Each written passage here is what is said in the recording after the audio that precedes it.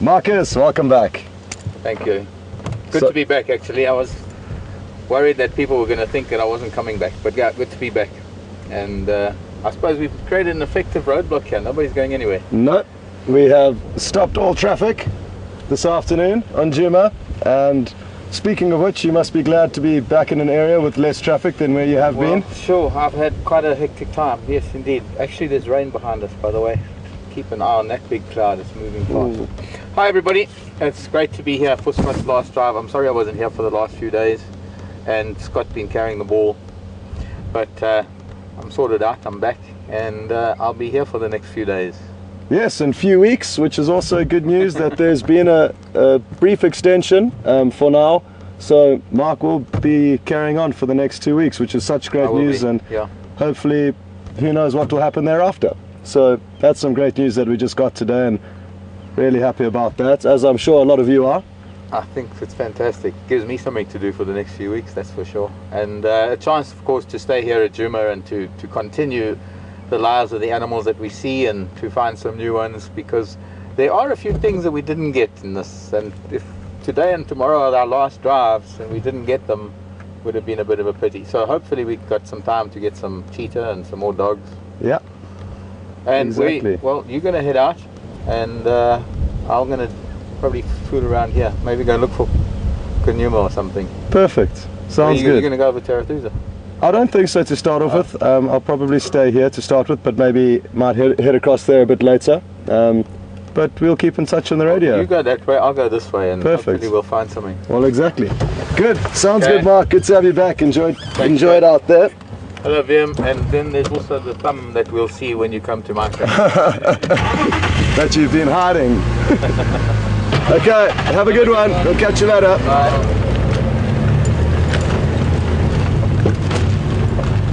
So, welcome again, and it is myself and VM on Zanele, and Mark and Brian, as you would have seen on the Jigger. And so good to have Mark back. So he only arrived about an hour or so ago, so had a brief catch up with him, and you may now understand why he needed to head off for a few days, because there were whisperings of the project continuing for a couple of weeks, and therefore he needed a short break, as he hasn't had one since he's been here. So that explains Mark being away for a few days, as I know there were a few different thoughts and speculations as to what could be going on. And we have started off with a really cool sighting. Look at all these impala here. Incredible.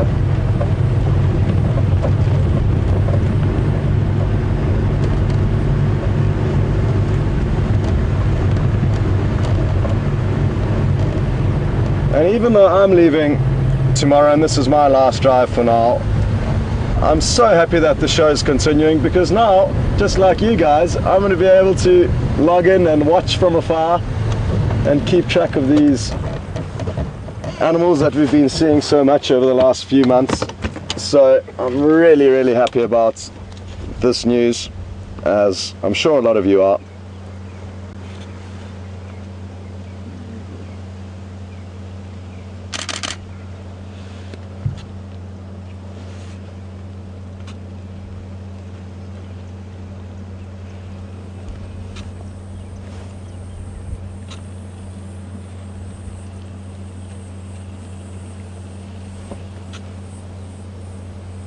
It is fairly common for animals to feed on and around termite mounds. There's something about the nature of the soil that tends to create more palatable grasses, and you often find herbivores feeding. Oh, look at that. That was incredible, those reactions. And just one little fright from one member sent the whole herd shuffling. It was wonderful to see that ripple effect.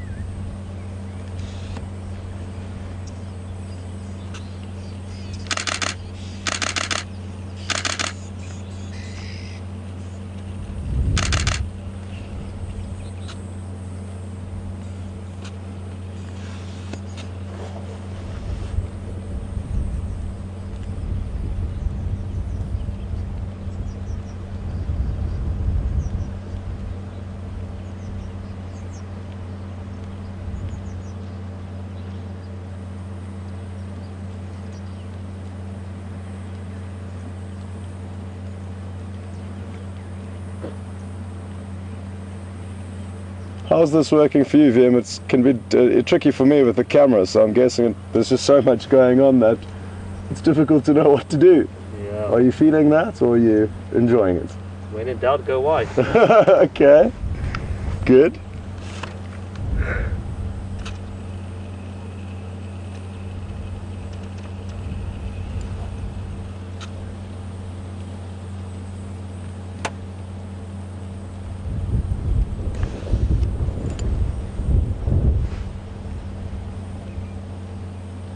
So we did have a brief shower at about 2 o'clock, but very brief. But as I'm sure you can see from the building clouds, which are to the south, the direction VM is pointing the camera, there's some potential danger ahead, and as well as Mark pointed out earlier, you could actually see a wave of rain on its way towards us, but it could well miss us, so hopefully that does happen. If not, we'll just bunker down for a few moments and then continue the broadcast once it clears up.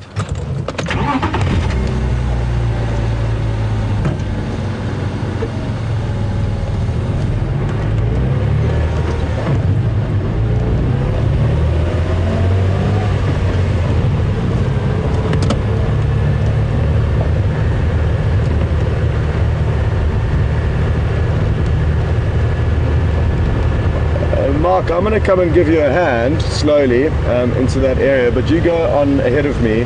Like I said, just between those two mud wallows, the Chiller Pan mud wallows, we left them west of there. Brian will be able to help you out.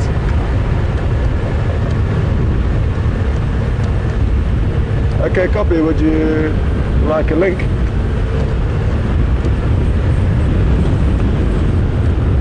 Okay, well, I'll give you a minute or two.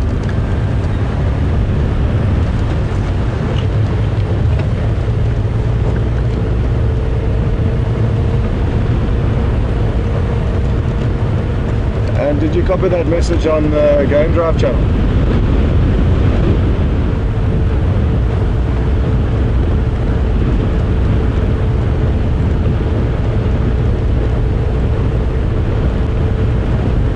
It was the reports of the Birmingham's coming into the Sabi Sands around Dowry Gates, but not sure which direction they would have headed from there.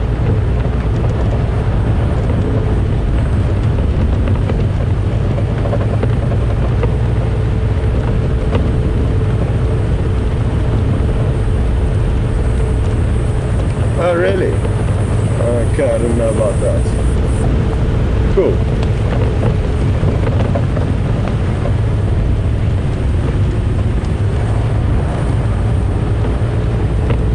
Come in.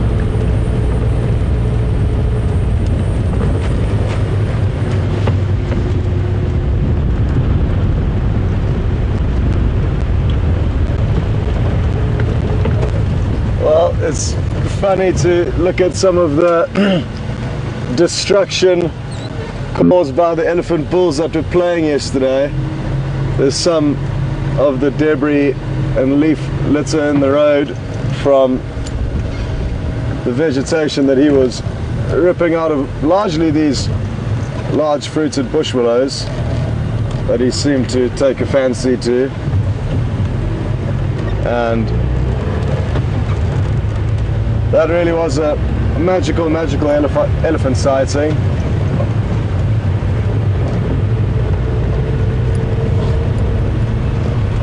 As of most of the drives been, there's always been something interesting, be it small or big, and we really, like I say, should be really grateful for how things have panned out over the last few months, because there are so many variables out here that can make it difficult to see great things, yet we really have got spoiled.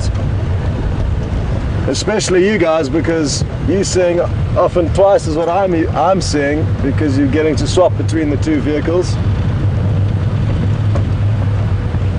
Sorry, go again.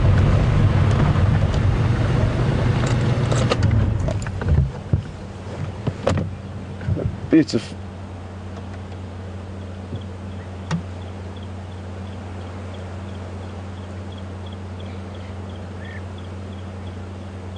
Okay, copy, perfect. A beautiful woodlands kingfisher perched here.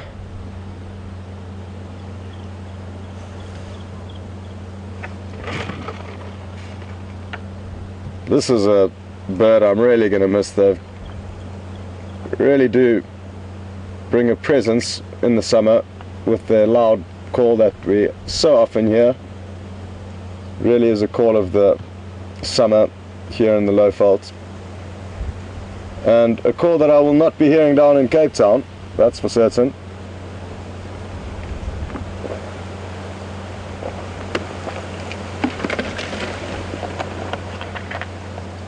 Oh, he may have seen something. You can see his body language. It's certainly increased in intensity, and he seems to be focusing that head of his.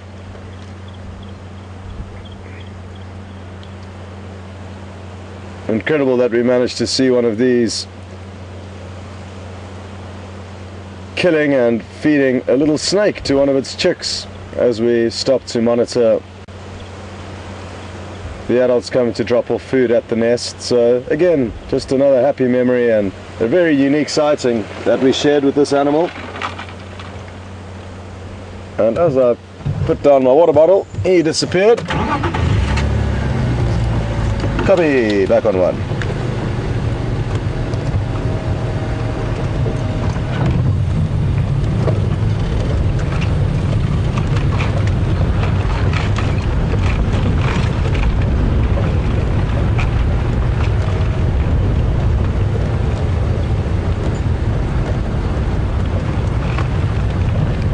No problem.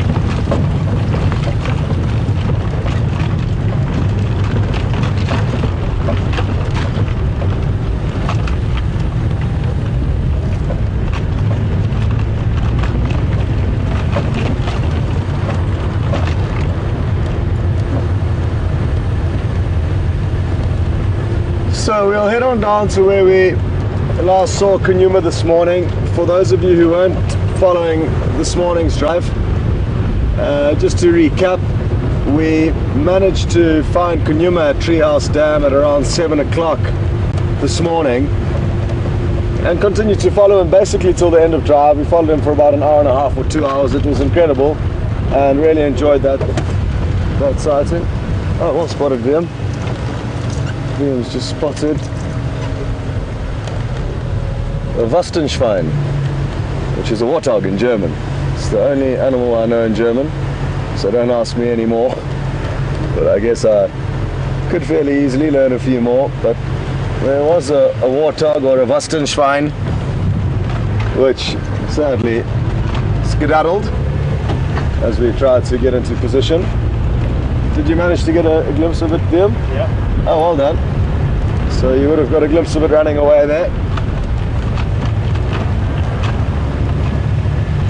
And as I was saying, we did find him at Treehouse Dam, followed him for about, I'd say 2 miles potentially in distance in total, and then lost him quite close to 2 very prominent mud wallows, and we're therefore going to head back there and have a snoop around. We might get lucky.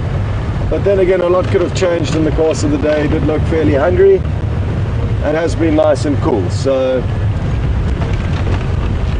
one speculation that I had, that I threw out there this morning, was that Italy may head down into the Mulwati drainage line or riverbed, which is a really beautiful riverbed system, and I've driven through there countless times, hoping to find a leopard, as it really is beautiful seeing leopard in that kind of a setting or scene. Can I stop, Vim? Are you all good? Vim was kindly attempting to do some running repairs on the antenna while we were kind of surfing on the back of the Land Rover, and I thought it would be possibly better for us to stop and make sure we don't have a man overboard. Anyway, there is a chance that he may have slipped down into this riverbed, which would be wonderful, as it is something that I've been hoping to show you over the last few months, and we haven't been fortunate enough to get that. So that is something that we could hope for this afternoon. If not, there was also reports of 5 Birmingham boys, the Birmingham coalition of male lions, and they could well have also come into the property. We've just got reports on the radio. We're not too sure of exactly what the deal is there, but they could well be floating around, so we'll go and have a look. Texan, I think, set it up there to have a look for them, and we could well also set up there a little bit later.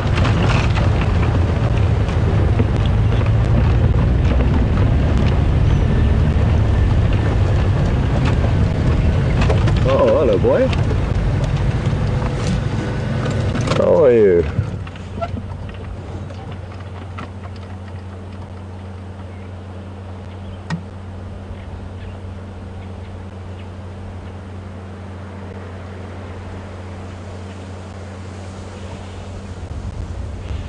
It's got a very pronounced chewing the cud action here.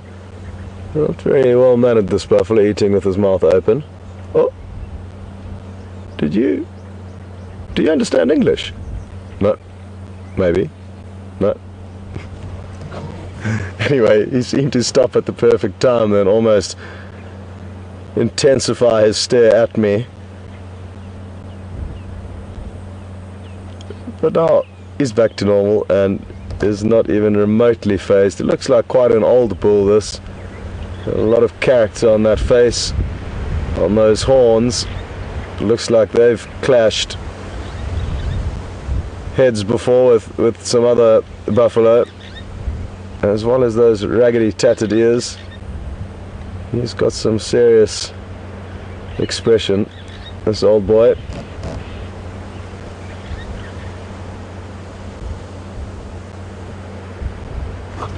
And there could well be some more buffalo at the mud wallows where we are heading to now.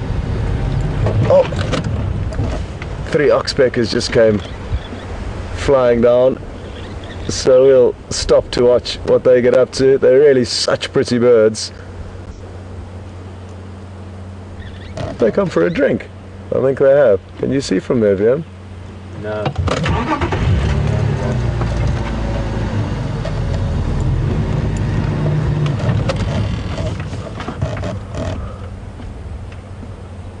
I don't think they were drinking. I'm not sure what they did do though, but I don't think they were drinking.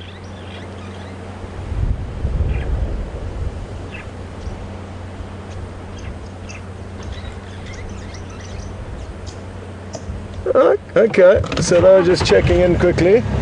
Obviously he's in good condition and not too much. He's obviously been fed on already today by some other oxpeckers, I guess. So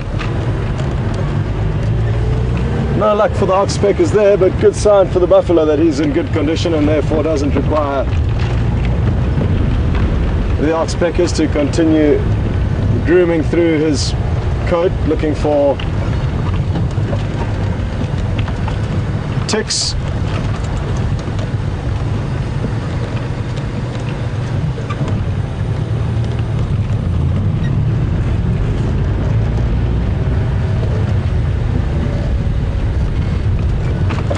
It's a lilac crested roller that's been teasing us, flying along and taking off as we get close, but let's see if he sits and waits for us now.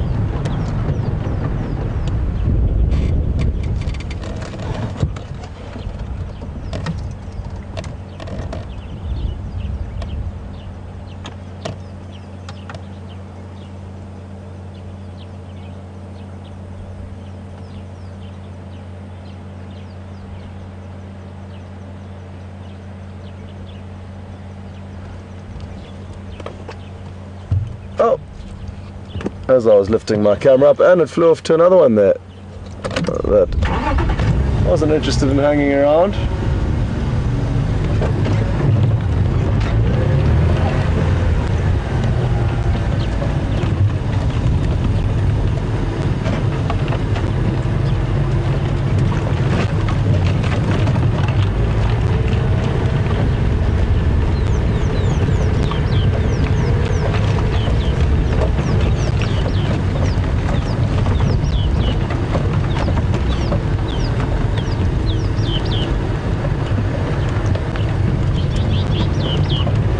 So anywhere from here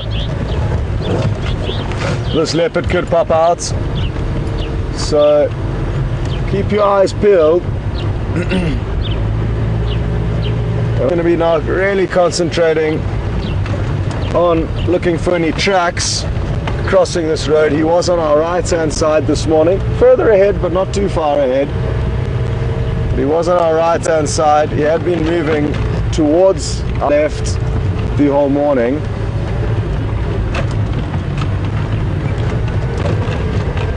Like I said, I'm going to be ensuring there's no on this road or crossing a road, and Vim, who's got eyes like a hawk, will be scanning around all over from left to right. So we've got all our bases covered here, but I'm just going to take it slowly.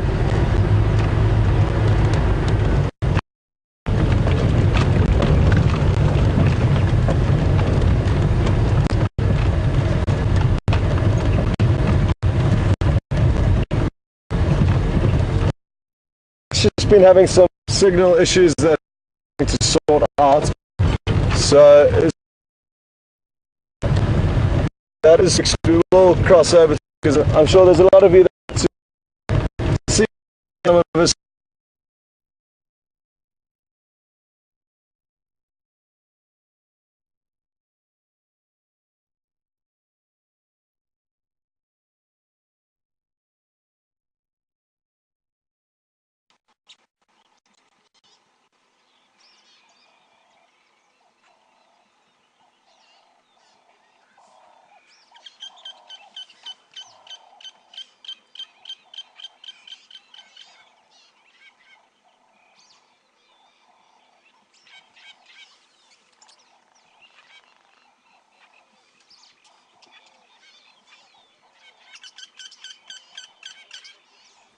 Hello everyone.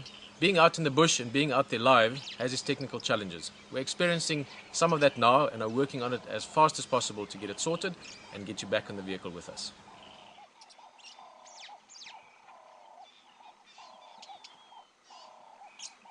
That was by.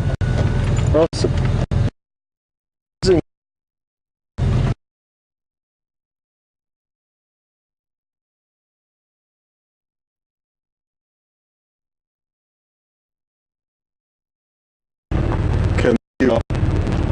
Slowly perusing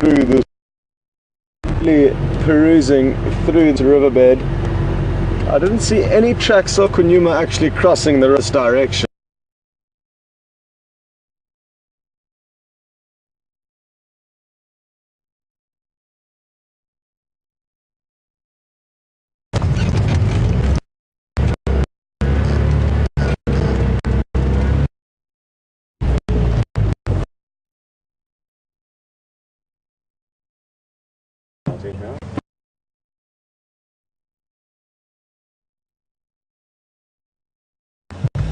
African monarchs.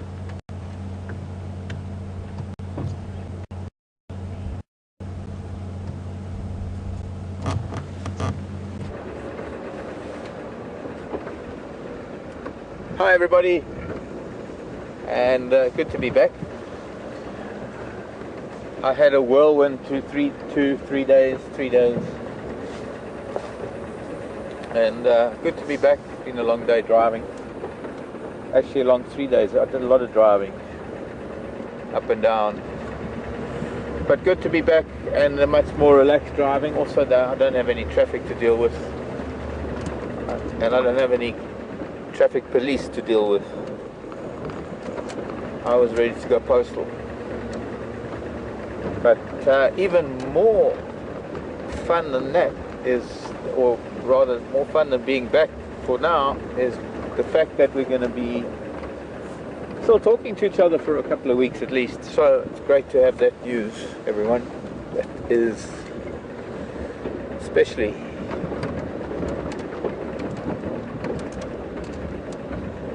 since we haven't quite finished here yet, have we? There are still things to see in the coming weeks. So give us another chance to find a cheetah, another chance to find Well, to find out what our favorite characters are doing. Speaking of which, here comes the thumb. Here comes The thumb. Let me see the thumb. That's a happy thumb. Thumb's going to be around for another couple of weeks too. Okay, we're going back to where we came from. Funny how things have dried up in the last couple of days. There's been a bit of rain around, and we've certainly seen some storms, both up in Tumavati, but they what we would call isolated thunderstorms, because they're just these columns of grey that you can watch where they're going, and you can actually either choose to drive through them or wait them out or drive around them if you can. And there were a couple that moved over today, but there's a little bit of a hint of moisture in the air, and that there has been rain, that coolness that it brings with a bit of wind. But it's looking very, very dry. The grasses have closed up their leaves, their blades. Quite remarkable. Found traces of fire up in Manileti. We actually saw fire a few nights ago, about a week ago I think it was, when we were having dinner, and we could see the glow of a fire. And it is extremely unusual to have a fire in the middle of summer, especially with the bush so green. But the thing is, we've had some very, very hot and dry days, and there is still a little bit of dry moribund material underneath all the green, and if that starts catching, especially with a bit of a warm wind that blows on a really hot day, it can create such an intense fire that the heat that precedes the fire actually dries the grasses out before the flames get there, so that with a little bit of a wind, the fire has untold access, or it can escape and become wild. Obviously not as devastating as a fire in the dry season. Probably boiled the leaves on the trees, which is why they're all brown. But it'll probably green up again before the end of summer. We were at Djuma Waterhole, Brian and I, earlier, but we had to come up to Zoe's Road and Impala Plains because we had to deal with our signal issue. We just weren't broadcasting from here at one point, so we had to come and sort some equipment out, attitude adjustment of equipment. And that brings us up to this part of the world. I want to go back towards Gowrie Dam, Djuma Waterhole, Gowrie Dam, because there was a fish eagle there, and I'm sure some people might watch it on the Djuma Waterhole cam. It might be nice if we spend a few minutes and we could see it maybe hunting. Lots of wildebeest. The impala are out on quarantine already. Did see some elephant tracks, funnily enough. I wonder if we shouldn't go that way via Rebecca's Road and a long way around. I think we'll do that. Pardon? I was saying, go see some alien before we go to that. Yeah.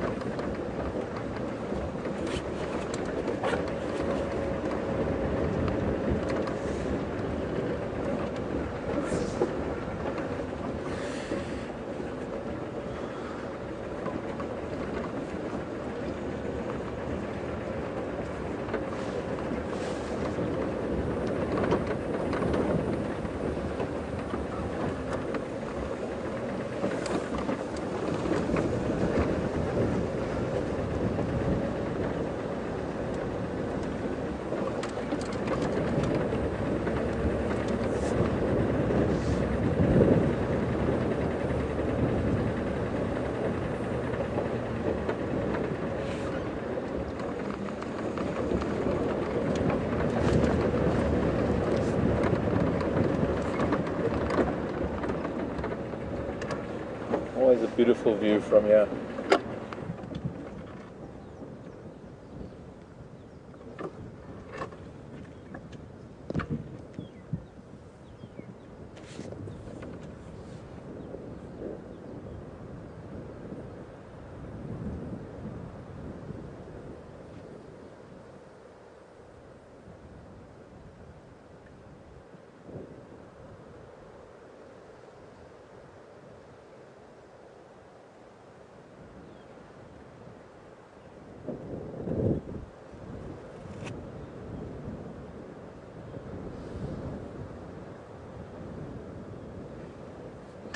Quite a strong breeze blowing, coming from the southeast.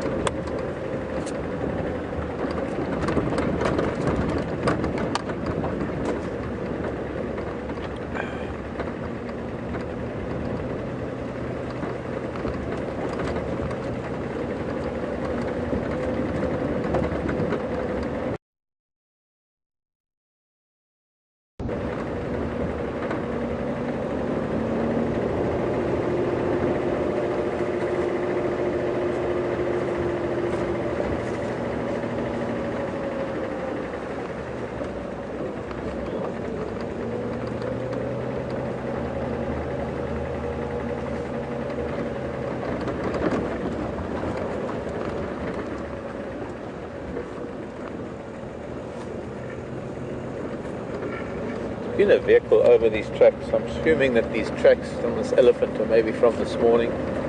There are old branches broken everywhere, but they're far too dry to be recent.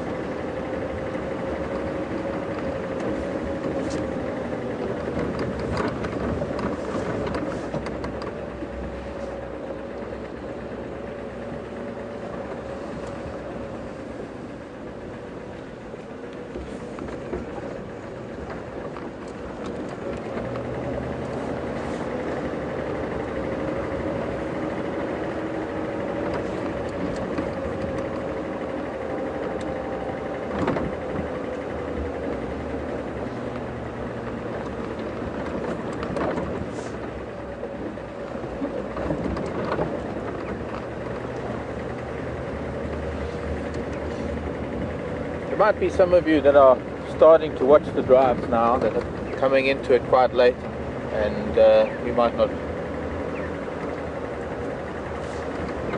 and a lot of things that you might have missed the last few weeks, but don't despair. We are here again from next week. Well, we'll have to do quite a bit of work on Sunday. Tomorrow is going to be the last day of January, so it's the last drive for now. Sunday, I'm afraid, I think we might have to be off air on Sunday because we've got to transfer a lot of equipment from Manileti, and most of the guys are actually leaving. Some of the guys are leaving, so this leaves only a couple of us here, and we're hoping to be back again then on Monday, from what I understand. Of course, I've only just come back and I've been offline for a few hours, well, most of today while I was driving. So we're going to be getting more information as the next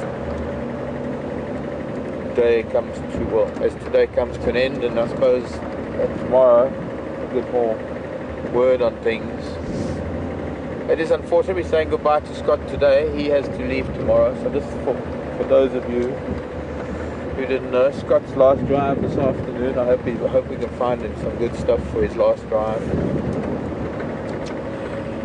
And I will be here for you tomorrow morning and tomorrow afternoon to while away your Sunday. There's European roller just flew away. I wish I saw it early enough.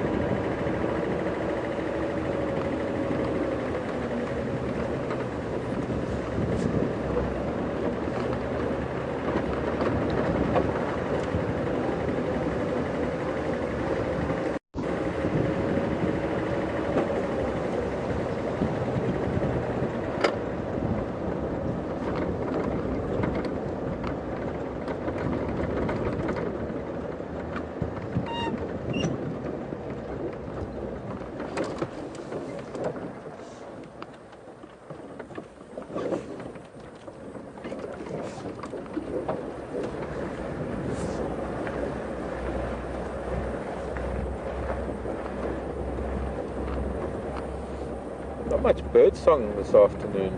Well, not much, not much of anything really, but not much bird song happening.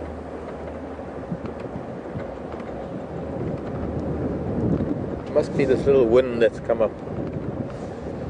That might be a telltale sign of weather to come. Although, looking at the southern sky, it's very, very blue.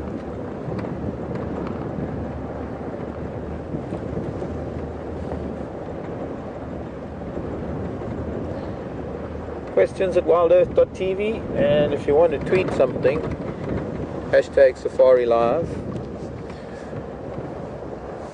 We now don't have to squeeze everything into the last 24 hours. We've got time to do things, but I'd still appreciate something from someone.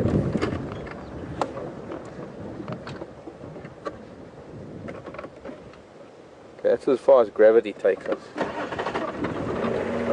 Got to use the engine for most of it. It'd just be nice to interact. Let us know where you're from, where you're watching, what you're doing on a Friday morning or afternoon or evening. Hello boys, you the one horn boy. What should we call him? The unicorn ram.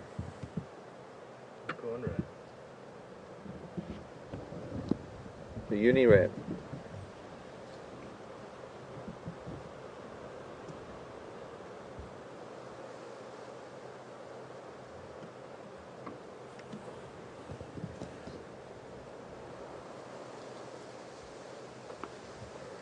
An impala ram that must have lost his horn fighting. And sometimes, although there's a whole lot of things that happen in nature that stop impala from really getting into intense fights. The very bachelor herd that we're looking at right now is in action, in that there's a hierarchy amongst these rams, and they maintain that by living together and sharing the same area but not invading each other's space. You'll find that when they're in these bachelor herds, they all have a little bit of a zone around them that they don't let another ram into, that little comfort zone. And over the months that they spend time together, they get to know who's the dominant and who's the subordinate. But every now and then you'll get two rams that think that they're the boss, and then they square off. There's no giving up until one is seriously outdone by the other, and that could lead to injuries, can lead to broken horns. He looks like he's lost a horn right down at the base.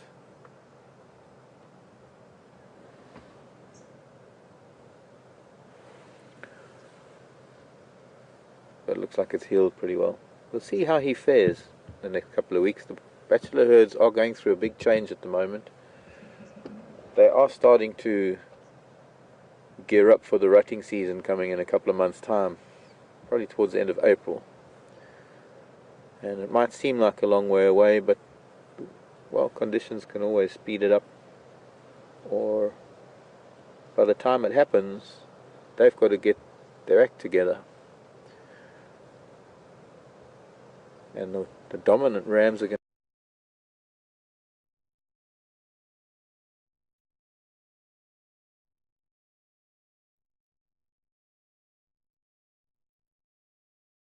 they have to start sorting out their breeding herds.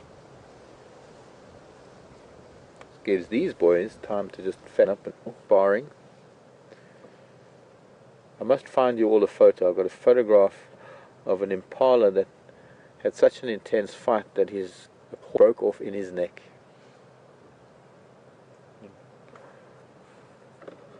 Yeah, you heard that, did you? Looking at me like that. Yeah, it wasn't here, don't worry about it. It wasn't your horn.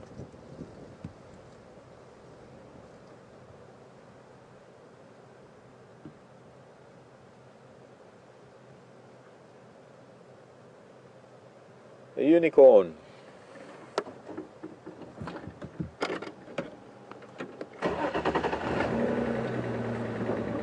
Bye boys. We'll see you later. We're going to see what's down at the dam and then go and look for a zebra or something.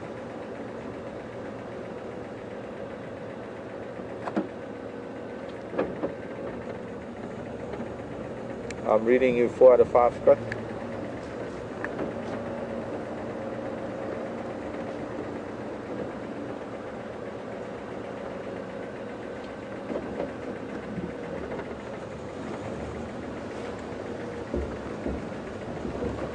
Okay, I came back from the repeaters from down Rebecca's and Philemon's cut line. I'm just going to have a look down at Treehouse Dam.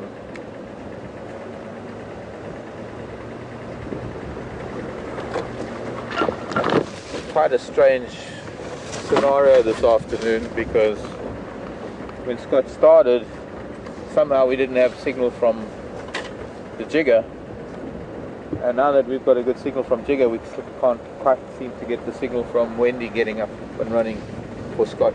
So in the meantime, sorry, but you're stuck with me. We're approaching Treehouse Dam. Oh, quite a strong breeze. Turning into a wind almost.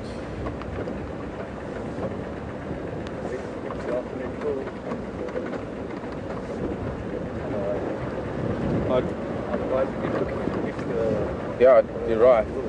That's keeping it just a perfect temperature, Brian's saying.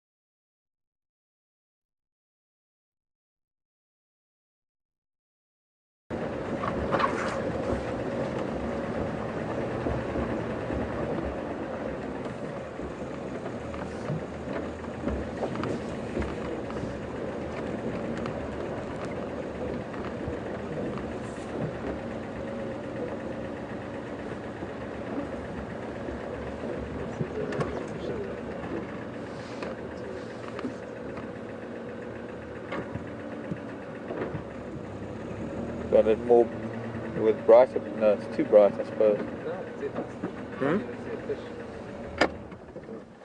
Well, it's a woodland kingfisher just above the weaver nest. Well spotted, Brian. Oh, there you go. Yes, but now it's having a. This is what I'm going to say. I'm not going to find it fishing, but we are going to find it bathing. And they don't bathe like other birds where they wade to the edge and splash around in the shallows. They do what other kingfishers do when other kingfishers are fishing, the way they dive into the water and they're able to dive in and splash and fly out again. And the sun is so bright on the water.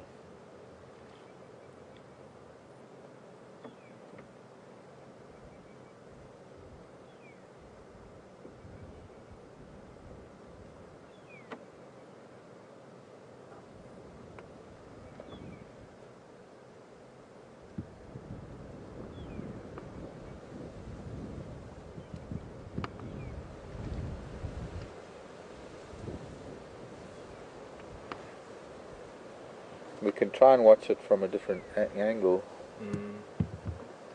if he's not going to be doing it. Let's try.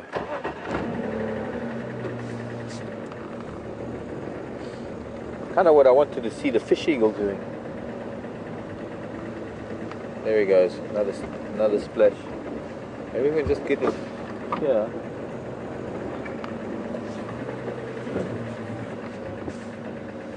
I don't have such a glare.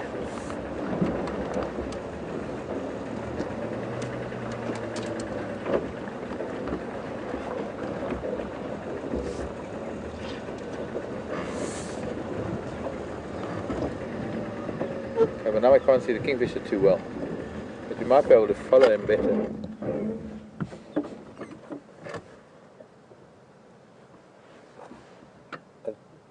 And it's just mostly going to be silhouetted. Okay, we can try the other side of the tree. It's cleaning itself now, it's preening.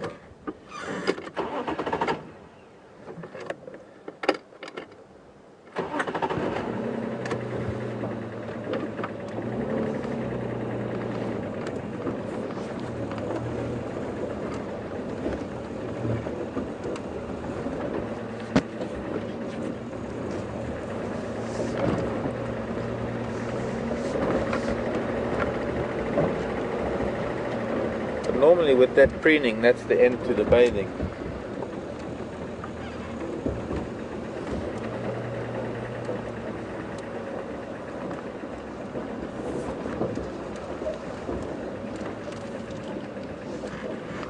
But I might be wrong. No, I can't see him from here.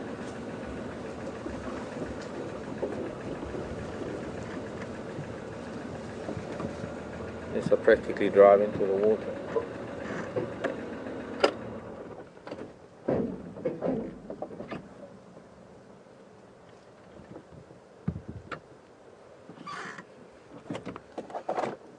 Go ahead.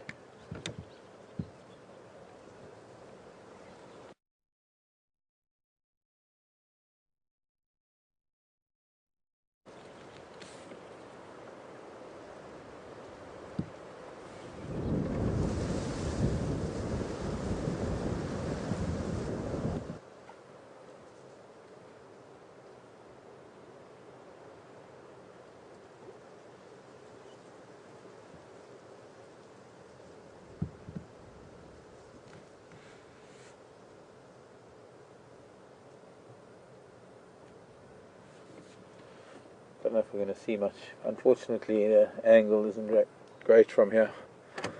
So we've been trying to watch this woodlands kingfisher take a swim, but it looks like it's finished. It's now preening and it's likely to head off after that. Oops. Now stalled. We're stuck in the mud. We're going to become part of Treehouse Dam. We'll be here forever.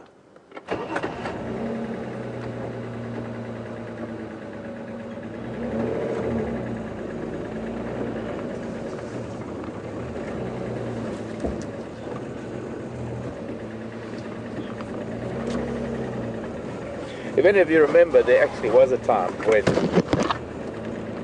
there was another Land Rover tank that we called Gunda Gunda.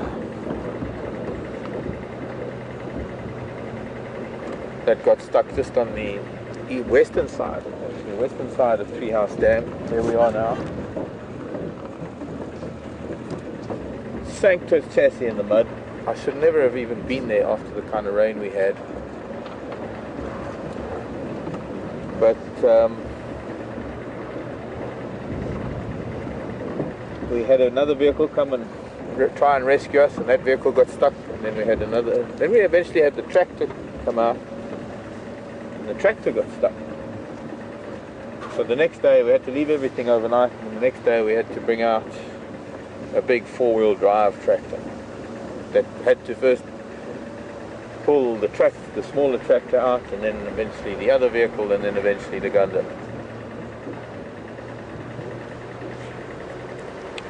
Wonderful memories that we have, those for some of the longer term viewers, people who've been watching for a long time. But by the same token, every bend that we go around, every road that we take, there are possible memories to be made. Let's hope, inshallah, that we don't have another getting stuck episode like that. That would be a little bit too much.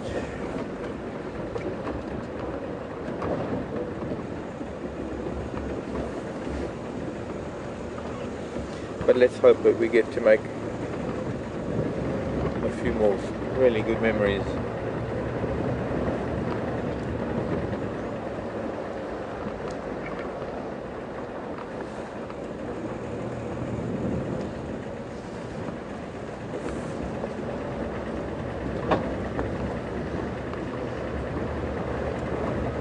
Well, I think perhaps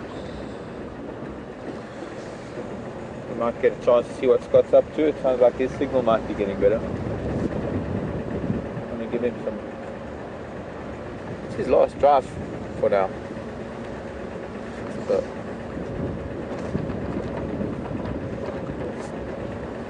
I'll see you in a little while. I'll see you a bit later. See what I can find for you in the interim.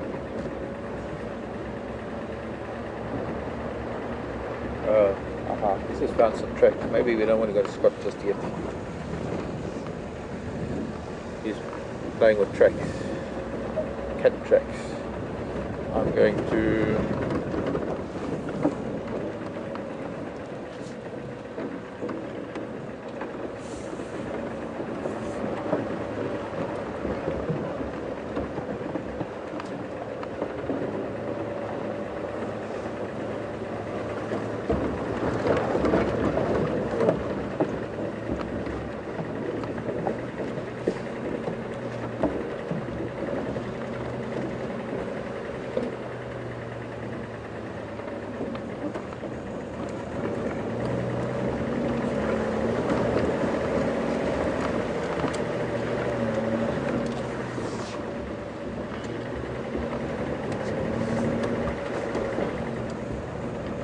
this way, back towards the dam.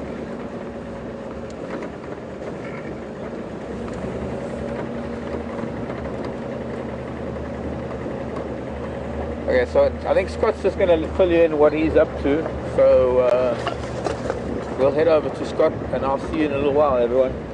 I'm going to see what I can find in the meantime.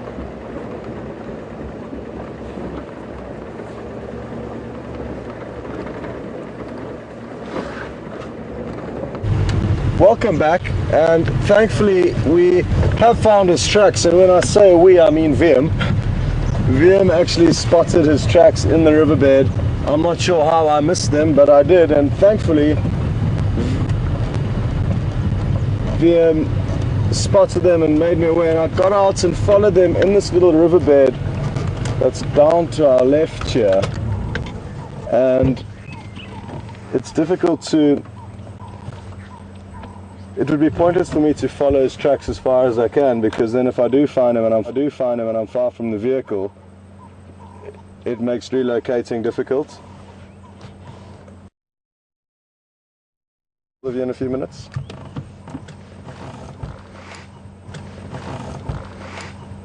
So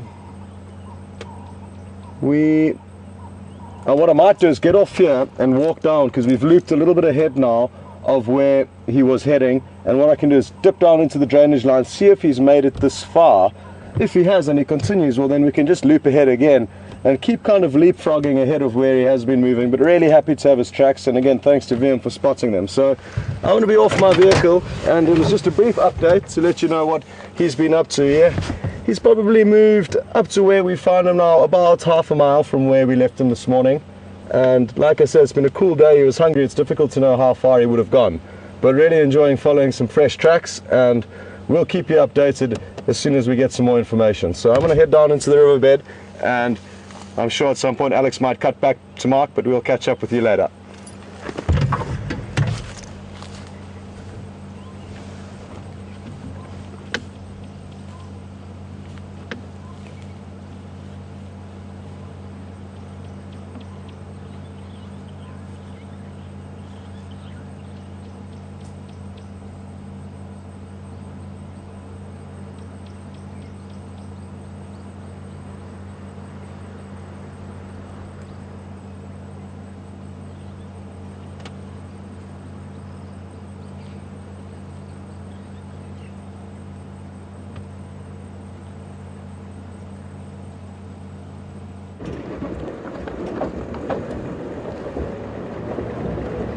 Hi everyone.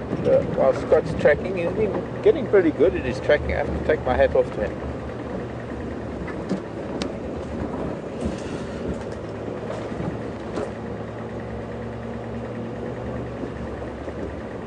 So we'll leave him up to that. Some elephant there.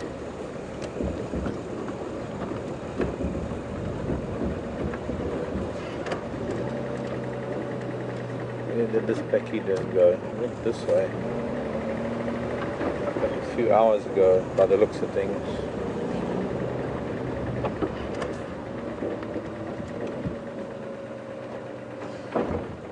Hyena tracks from last night.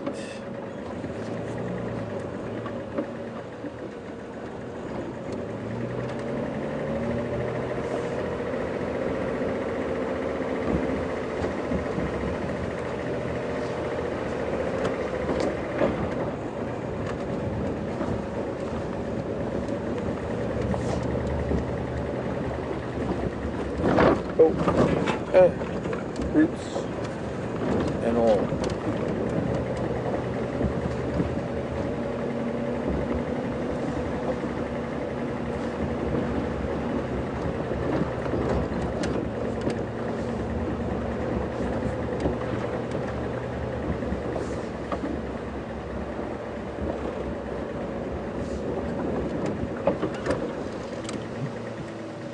Don't fly away.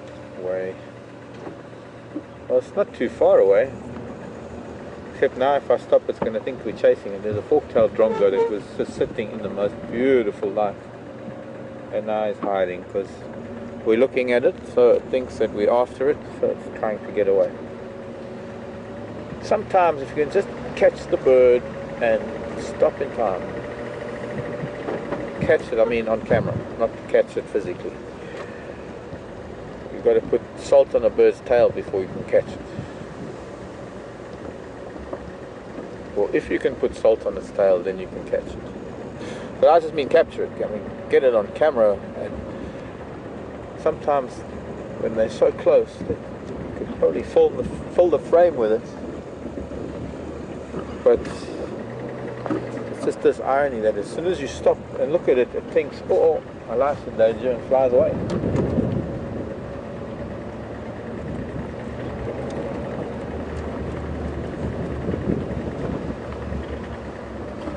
I'm just looking for any tracks, any Ellie, anything that might have been up here on Spum Road, on Gowrie Main, coming across to Djuma. Maybe we'll just go down to Weaver's Nest.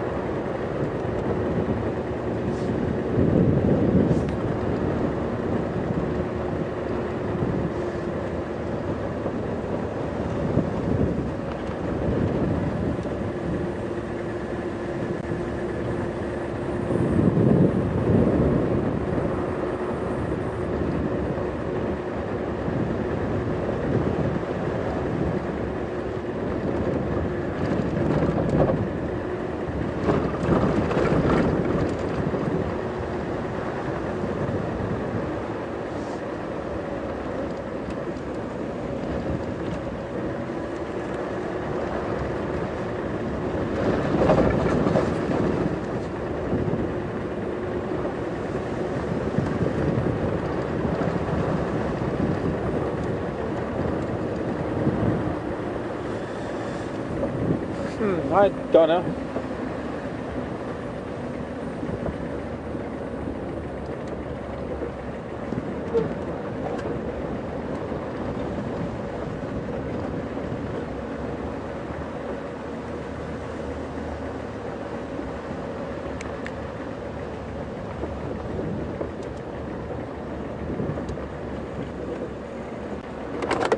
Sorry, I thought maybe we'd gone black screen, no signal. Donna, hello Donna, in Ohio. Donna is asking if we only have 2 seasons, summer and winter. Well, how do the seasons work? How long are the seasons? Well, it's hard to say, Donna. We technically have 4 seasons like everywhere else in the world. It's the same planet. We're just in the southern hemisphere, which means that your winter is our summer, your spring is our autumn or fall, your winter our summer. If I got that right. And I suppose technically speaking they're each 3 months long, the way it works every year. But I suppose also the fact that it is sort of subtropical climate that we're in, we've got the Tropic of Capricorn not very far from us, does mean that we don't get the very distinct seasonal changes that you might get when the temperatures drop and you get snow and all of that. And that transition from, I suppose, a normal summer type of climate into that fall where there is a very distinct thing that happens. I guess it's less noticeable here. I think the seasons, they're still all 4 seasons and they last just as long as everywhere else. They're just different signs here that are not the same as anywhere else on the planet. Or maybe Australia, South America, some parts, I suppose, since they're in the southern hemisphere, probably experience the same thing.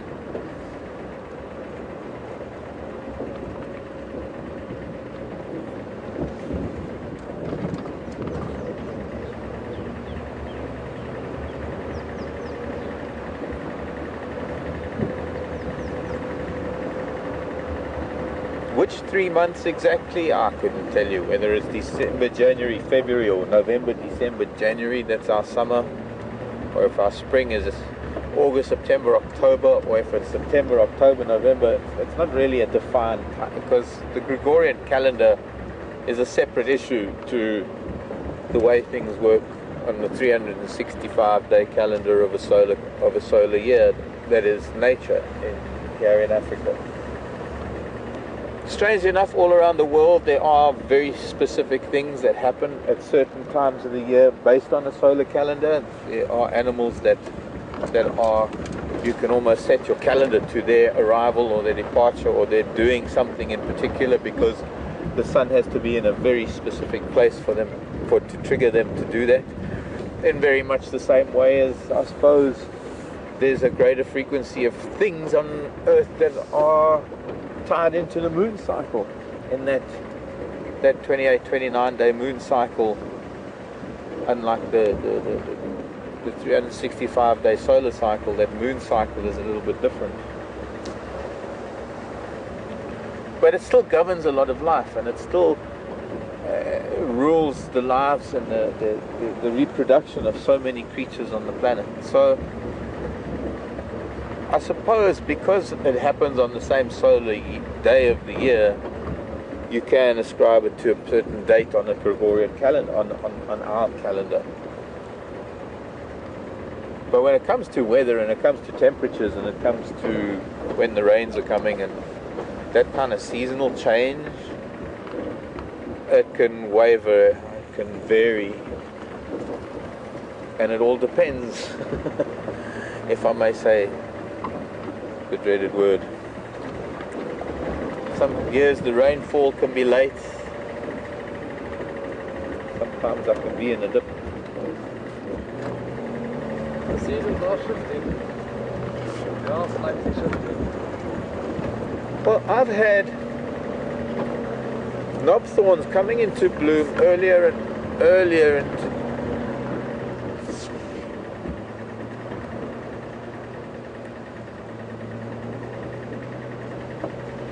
Thanks, Scott. Still checking tracks. Well, as I was saying, I've been recording earlier and earlier flowering of certain trees, particularly like knobthorn.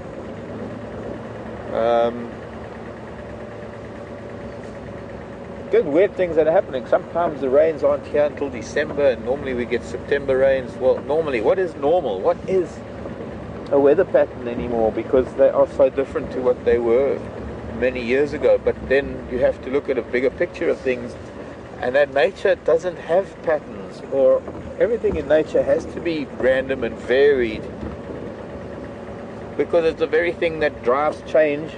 And it's that very change in climate and atmospheric, well, climate and rainfall that dictates the path of every living creature on the planet and how they adapt to those changes. And it can happen remarkably quickly within generations. That with climate changing the way plants grow, changing the sizes of seeds, or the density of seeds, or the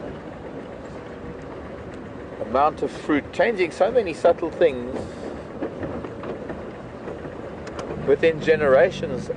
Different species can go through changes to adapt to those variations, and they become different in their own sense as a result of it. The whole physiology of an animal can change accordingly. Yes, no, yes, no.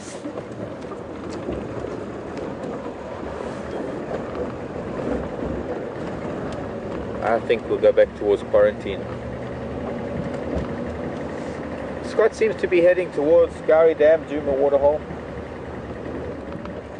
after those tracks of Kanuma. So I'm not going to go down to Twin Dams Road just yet, because they're tracking down there. What have I got here?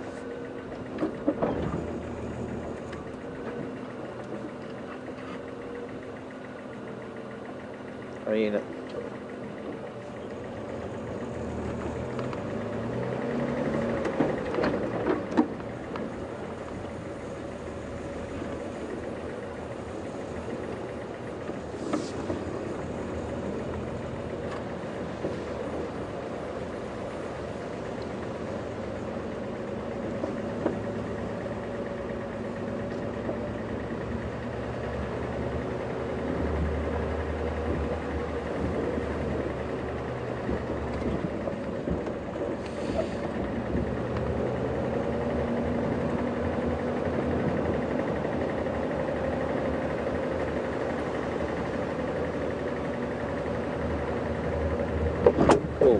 Again, second time now. Tapped by a stick. Makes the heart beat a little bit. Who's been picking terminalia and dropping it in the road? My guess is an elephant. Dead far too long ago. The tracks are old.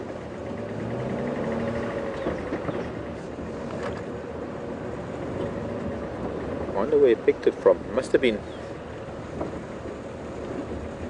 one of these.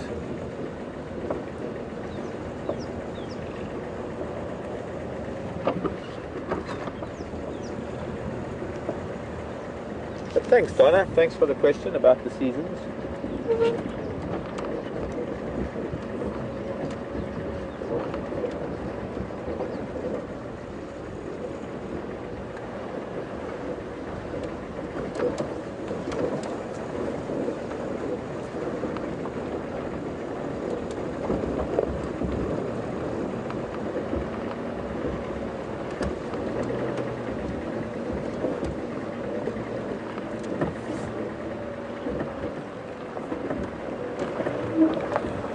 Oh, you know what the other good news is, everybody? I only just thought of it now, and it should have occurred to me already. Because it would have been one of the first things I ordinarily would have thought about, and the moon. We're only a few days away from full, and I was getting really upset that we weren't going to share another full moon, but we are now. Isn't that great?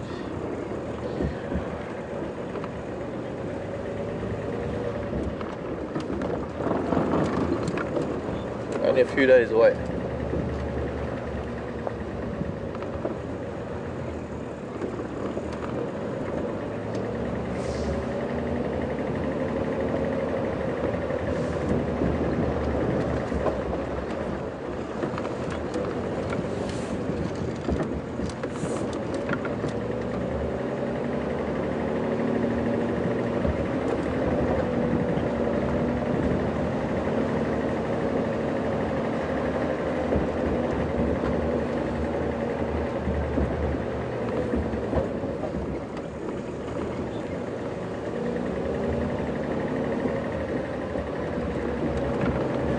Okay, so off you go. Go and see what update there is with Scott.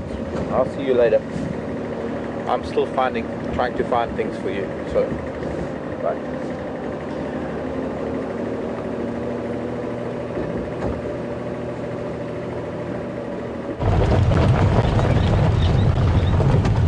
Welcome back, and myself and VM are still hot on the trail of this male leopard.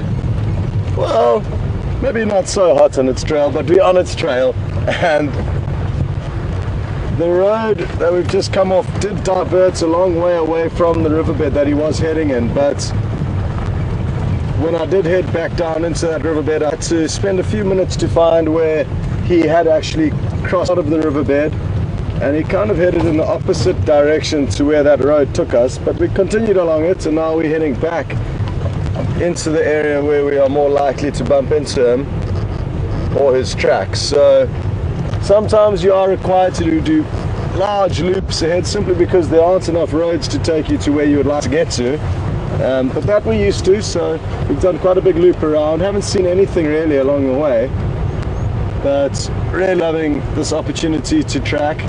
And he did walk through the riverbed that I was hoping to see him in and show him to you in, but that's just a nice thought. We've all driven through that riverbed before, and well, I'm sorry if you're a newcomer, then you may not have, but most of you would have driven through that beautiful big riverbed with me before, and or Mark or the other presenters. And just to imagine him walking through there, we know that he's been there just today, so just that thought for me is special. And even following his footprints through the smaller riverbed, crossing over logs and just seeing exactly what he did and where he was moving, is almost as good as seeing the actual animal. So I've really enjoyed this little afternoon tracking so far, and we will continue to try our best. And that is the beauty of having Mark back, is that it does allow us to bounce between the two vehicles, allow either of us time to be able to really focus on finding animals, because it is an important part of our job, actually searching and finding the animals. We can't always just expect them there to be lying there waiting for us to respond to a sighting, but it is obviously difficult for us to invest time in tracking when we do only have one vehicle, because it can be a little bit tedious. And as I've said this, the joys of having two vehicles has just come through on a message to me on the radio, so we're going to go over to Mark and see what he's just found for you.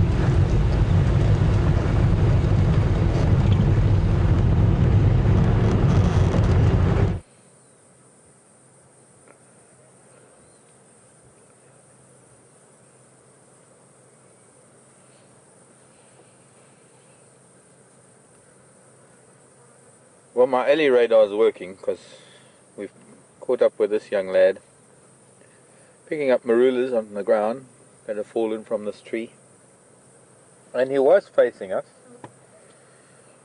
There's beautiful light on him. I'm going to have to try and move a little bit so that we can catch a bit of the light, the side. I like this side lighting rather than full on light. Probably, look, he's come from this side, so he is heading more or less in a northerly direction. Let's go down this way around this little triangle.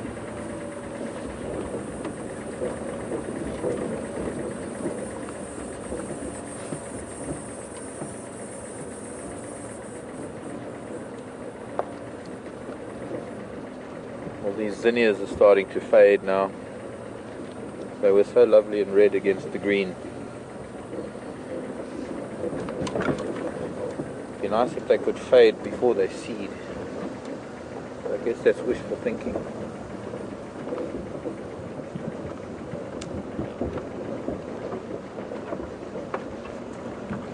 Jambo Tembo, Rafiki Yangu. Yeah, just why don't you just turn your back on me all the time? Why don't you? And a monarch, African monarch, flittering just near his feet, but it's gone now. Here it is, coming closer to me. Come here, butterfly. Ellie butterfly. Butterfly for Ellie.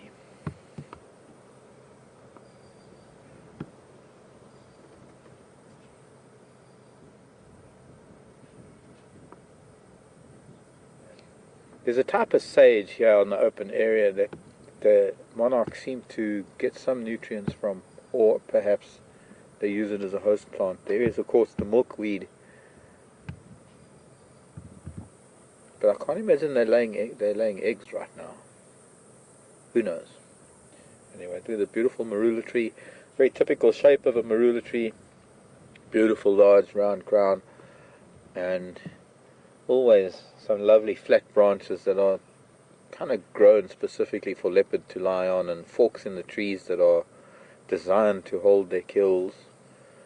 This is one of the reasons why you have pretty much a predominance of, in some areas of leopards using marula trees.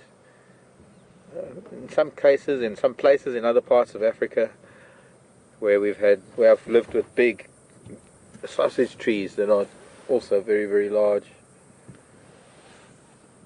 bigger than these marula trees. They love the sausage trees because it's a very big leaflet, or very big compound leaves that provide perfect shade.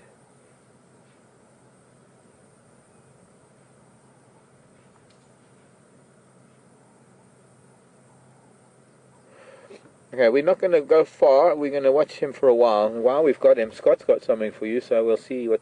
We'll come back to me in a bit. Me and the Ellie.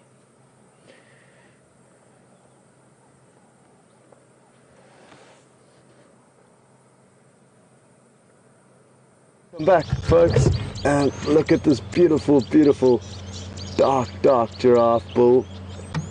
I believe he has been seen before. I think Mark found him. I certainly haven't seen this one. He is an incredibly beautiful specimen. Let's watch closely. He's chewing the cud, so he's just swallowed a bolus, and watch his throat very closely. We'll see the next one coming up and popping into his head. I'll let you know when to watch, so keep watching kind of his trachea, I guess, along the front of his throat, and you'll notice, if you watch very closely, a small little lump move upwards and then pop into his mouth. Keep watching closely.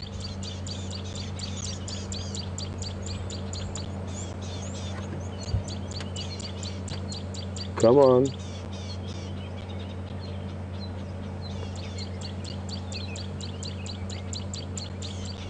I think he may be not too interested in my plan, but we can still keep watching. He hasn't moved, and I'm fairly sure he could be chewing the cud. I saw him just swallow one mouthful, and he hasn't been eating any leaves, so it would be cud that he's chewing, and they typically process bolus after bolus of cud and re-chew the vegetation to make sure they digest it as effectively and efficiently as possible. And you can actually see the ball traveling up his throat usually, but he may have just got stage fright.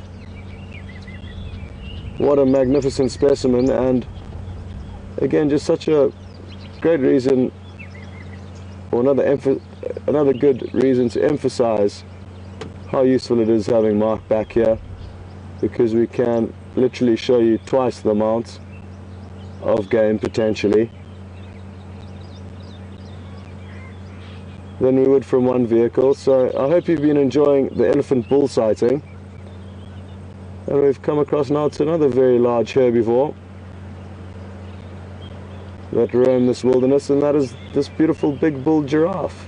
Usually they're not nearly as dark as he is, and it really is impressive when they do get this dark. It is a combination of age and genetics. and also gender to a degree. The males typically get far darker than any of the females.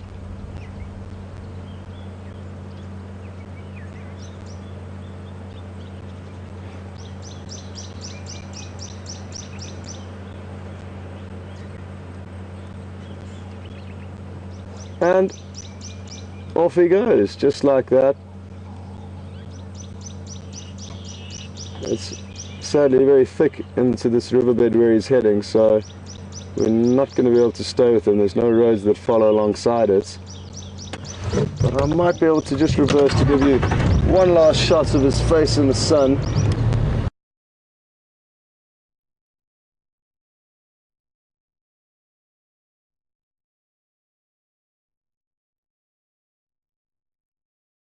Welcome everybody, welcome to my world of elephants. Because really they're the kings of the African bushveld. Most certainly. There's a lot of myth and legend and storytelling about the lion is the king of the jungle, but it's not true, because when you think about it, a lion has a territory,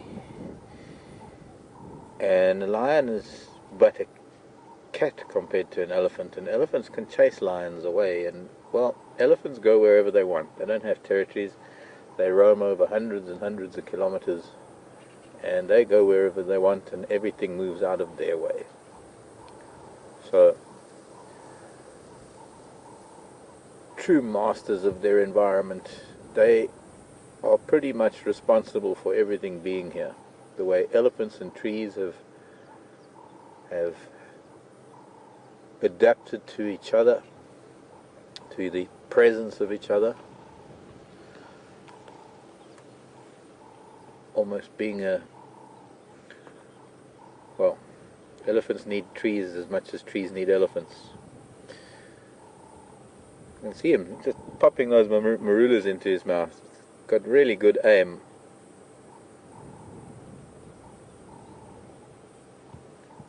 We'd love to find out if we can get that in slow motion or something. But literally sort of picking them up and flicking them into his mouth from a good few inches away. I mean, it's 6 to 8 inches away. That is. Come, one more. Let's see, one more. Oops. Now, some of you might remember that we've had an elephant that has lost part of its trunk, the tip of its trunk. We've seen a few actually over the years, and people have asked me how it affects their feeding. And I lived with an elephant up in Tanzania that had lost the tip of its trunk, and it was most incredible to watch it eating marula fruits, because it didn't have those two little fingers at the end of the trunk to be able to pick up a marula fruit, which is about, I'd say, a little bit smaller than a golf ball, like a ping pong ball. Ping pong, table tennis. I'm gonna have to move. Brian's having to do some yoga in the back there to follow him. There's a cloud moving in pretty quick. Anyways, this little elephant used to load them up his nostrils like a pea shooter, and then pop them into his mouth like a pea shooter. It was the most incredible thing. But just his power to adapt to feed on things that make it awkward. When it came to things that were too big to sort of put into the actual nostril part of his trunk, it was amazing. He would curl his trunk into a little cup shape, or he'd curl the tip of his trunk, and he'd actually roll the big doom palm fruits and other larger fruit. He'd roll them onto his trunk with his front foot. Well, it's a hand really, it's not a foot. I don't know why we call animals four-legged, because the bones in their front, I mean, they've got shoulder blades, they've got the same arm bones that we have, just that they walk on their hands and their feet. So they're four-limbed rather than four-legged.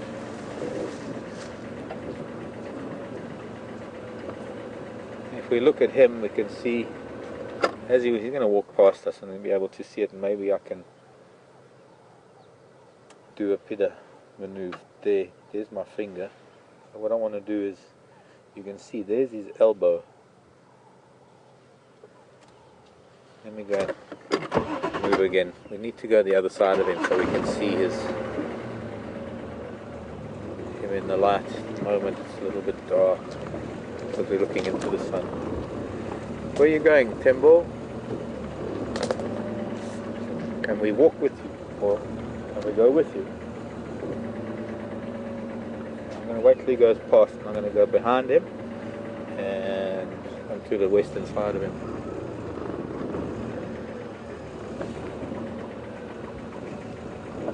JB in the UK wants to know what those white spots are in the corner of his eye.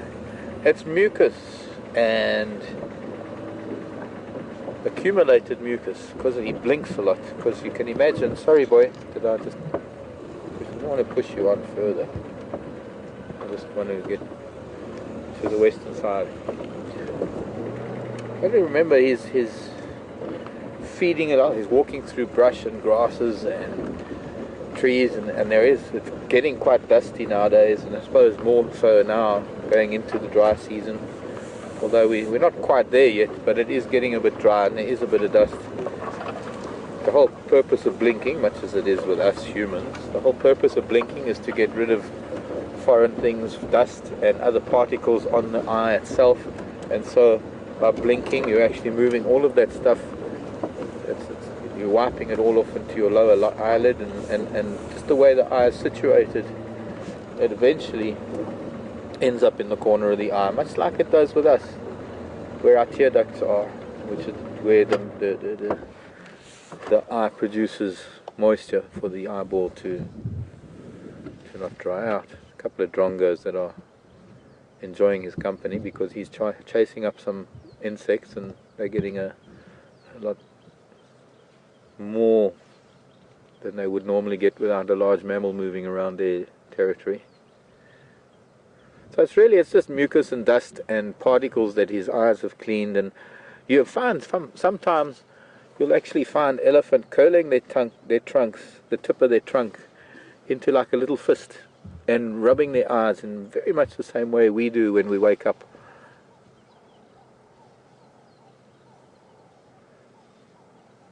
He does have a very slight must smell about him. He is leaking from his temporal glands. He's not dribbling between his legs. That drongo's back again next to his face, but he's pulling quite hard on that combretum, and the drongo's finding it hard to balance. Oh, drongo's right there next to his trunk.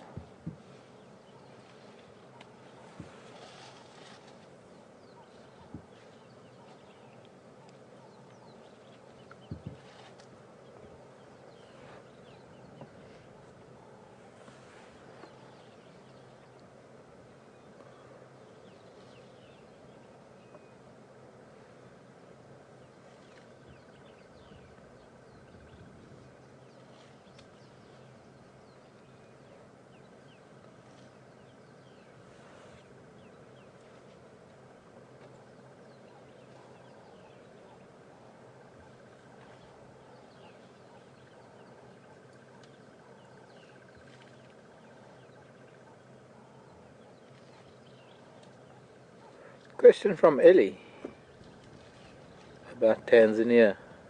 What's up, dude?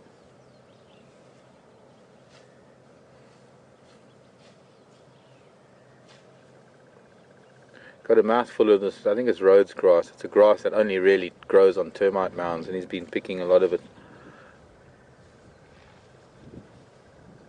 What's that? Something else? Just taking a few leaves. Back to a marula tree to look for fruit. And his accompanying drongos.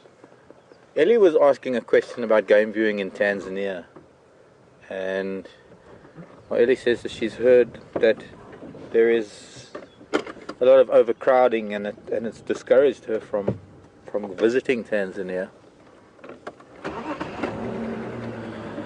I have to agree, there are places where it is so overcrowded, and there are no rules like we have here in South Africa. and it's kind of a hard one to monitor. It's a hard one to police. It's a hard one to have the equivalent of what we have here, is sort of the guide grading system, where guides are compelled to pass exams and have certificates and qualifications. There is a guide training school in Tanzania. There is a body that governs them, but you'll find a lot of the professional guides that have found their way to the places where it isn't crowded and where their expertise and their passion and their knowledge comes in handy. The thing is that because there isn't really she's going to chew all the sand off of those roots, pulling up a lot of the zinnia, funnily enough. Just going to chew the grass, the plant part, and drop all the roots. There we go, dropped them all. Shaking sand off of a lot of the roots too. You see, in some of the iconic parks, there are so many national parks in Tanzania, but there are all the other national parks in terms of revenue and visitor numbers, and that's places like Serengeti and Ngorongoro Crater and one or two others, and most of the other parks and reserves are so inaccessible that you can only get there by small plane, and then the cost becomes a factor. So there's a different type of guiding, but there's also a different type of utilization of some of the lesser known parks. So most certainly in some of the really popular areas, in Ngorongoro Crater and the top half of Tarangire National Park, Lake Manyara, part of the Serengeti, for example, are areas where you will find crowding, because anybody can just take a minibus, a pop-top minibus, and go take 5 people at an airport or at a hotel and take them in. You just have to have the vehicle, really. There's more elephants. There are more elephants just over the ridge. That's why he's moving in this direction relatively fast. I think he's also just connected to them because he's heading in their direction too now.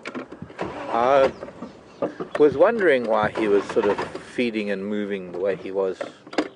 Looks like they're on a march to Gari Dam, Djuma waterhole.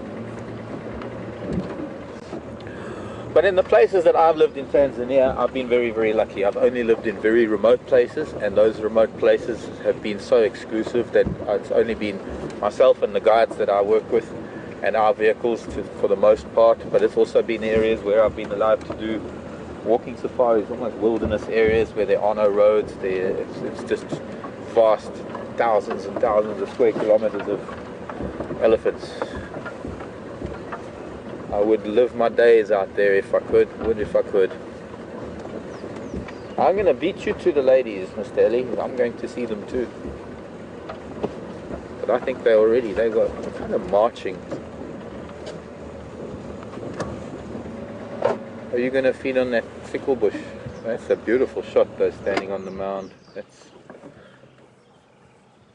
too much to miss up. But there I can see just off the horizon, there's an Ellie cow.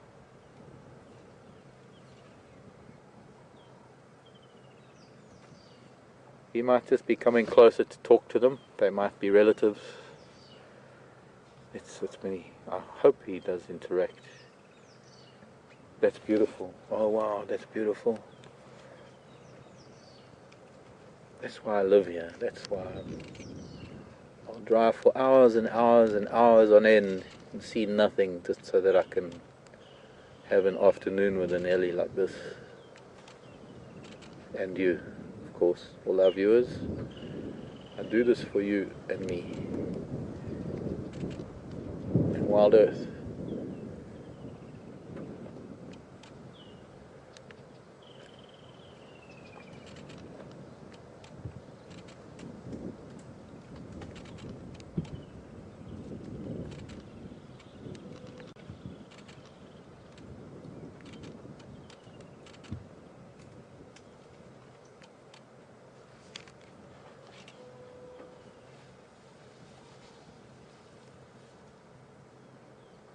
He's still heading north at a bit more than an amble, bit more than a kind of gait that an elephant bull walks at when he's, well, now he's slowed down a bit. But he's missed that breeding herd, or that family group. I only saw an adult in the back of a child, so I'm not too sure how many there are. They've all headed over the ridge.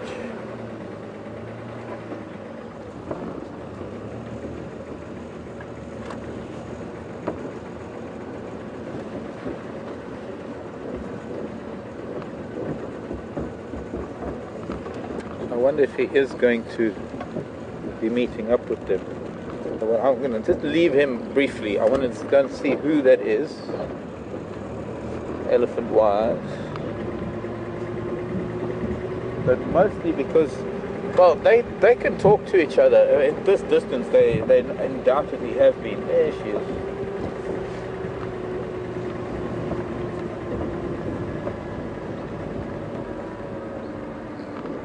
But there are places in East Africa that are just so far out of the way that you can be the only vehicle, and it could be quite...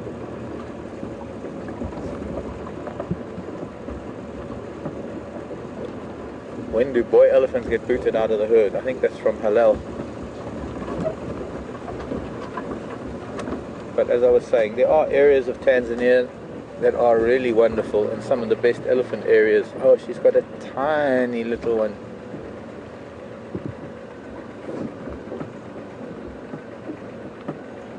And it looks like a warthog next to her. So we're going to stop here first. And I want to look with my binoculars. I can see the bull off to the left. She's kind of looking in his direction. But this little baby, ladies, gentlemen, boys and girls, this quite a new little baby.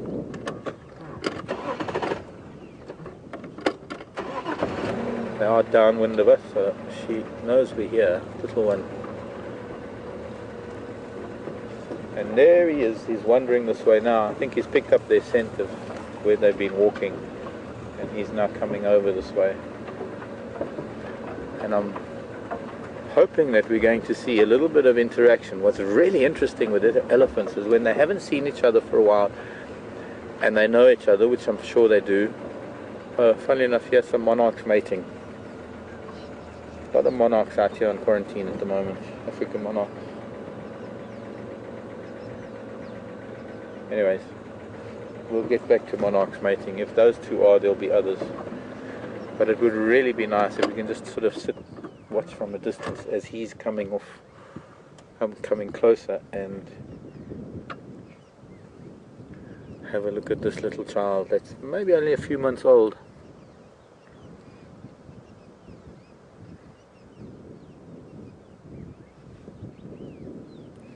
So tiny, it still fits under mom's belly.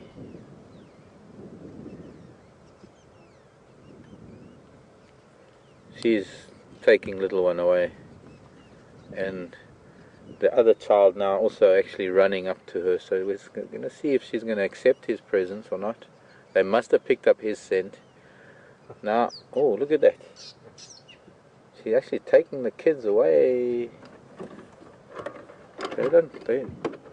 She's not interested in him at all. And it has nothing to do with us, I have to be honest with you.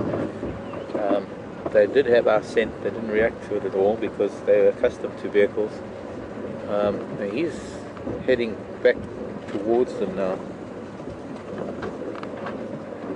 But he's keeping his distance. He's not going straight towards them, as one normally doesn't do that. You don't walk straight up.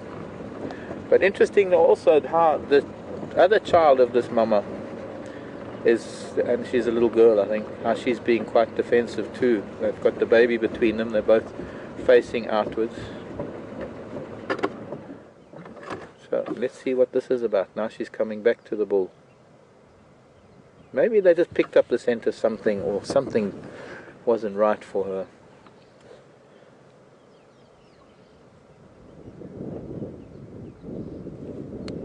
Notice how they keep the little one between them when they're approaching the bull. His little one's going to go and greet now.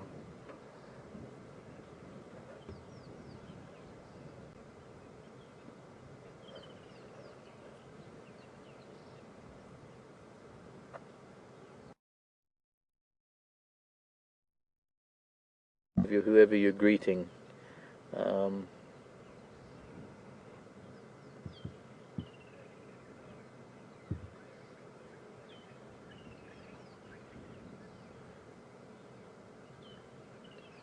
She approached him, but there was no trunk exchange, there was no physical exchange, quite strangely. They're all eating marulas now. Of course, I don't know what the history is. They could have been together all morning. They could have been together for the last week or two. They undoubtedly know each other. Why she ran with the kids, or why the kids took off like they did, I don't know. Certainly had nothing to do with us or the bull, I suppose, or maybe they just picked up a little bit of a must scent and they thought that they were going to get hassled by a bull. She's not a very old mom.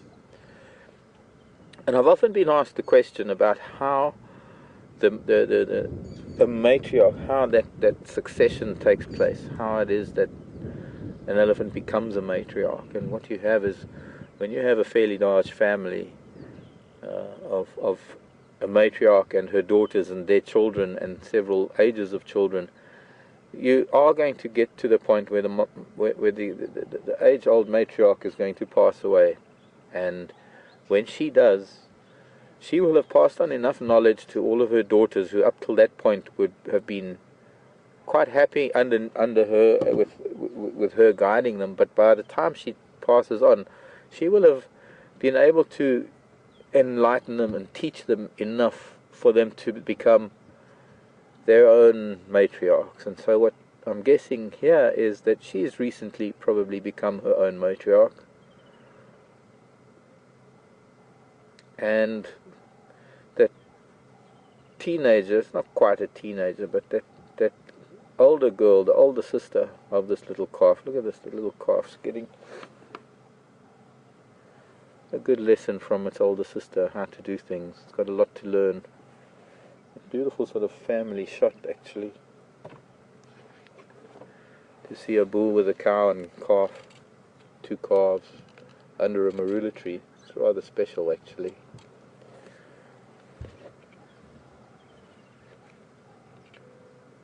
There she is. Once she wants to greet him, he's playing ignorant.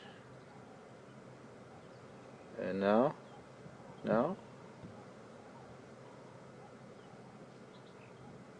he wants to greet her. She's there. There's the greeting.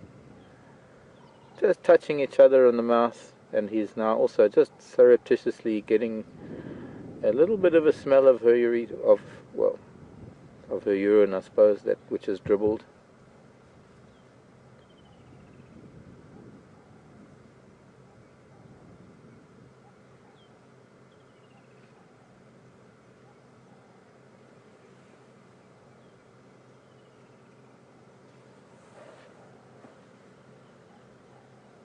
And hopefully this little child has got the next 6.5 decades of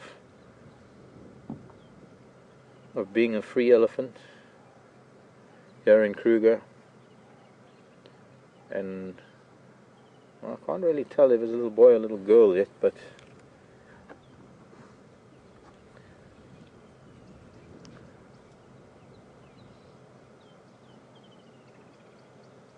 that's a little boy. Bull has moved off. He's been very courteous. He's shown exceptional manners in terms of elephant society. He's approached but not approached. He's approached and let her make the first move. He has ignored the children and he's waited for her to make that greeting, and then now he's moved off again. Brings back a question I had earlier that I haven't gotten to yet, about what age that they're kicked out of the herd. I can't remember who that was from, but actually they don't get kicked out of the herd. There are very few things that actually get physically booted or chased. Well, there are quite a few, I suppose, but elephants are not one of them. And if we were to watch this little boy now in his first year of life, he would be going through very much the same as our children go through in their first 10 years. The aging is the same, the amount they need to learn, the dexterity, the knowledge, the need for learning, the lessons that they learn. There's so much that's going to happen in its first 10 years. And then as a little boy is going to go through puberty, probably between the ages of 12 and 14. But from about already when he's only 5, 6, 7, he's not going to need that closer contact with mom and sister. So there are going to be times when if we were to be back here in 5 years' time and we were to see the same old girl with her 2 calves, and I'm sure there might be others then too, because, well, when she becomes a teenager, that second one, she's going to have her own babies, go after puberty. She can probably, although she can conceive at a young age, she probably won't until she's in her mid to late teens. Hello, little girl.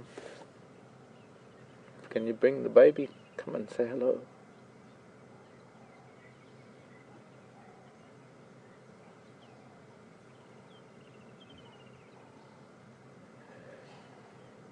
But slowly but surely, a young bull in a herd kind of lags behind a bit for a few years, and then there are times when he'll actually be lagging behind by sometimes even up to a day, depending on where they are. But he'll always be in vocal contact with mom and the family, but he'll seek out more and more his own company and the company of other or younger bulls. How comfortable this little one is with big sister.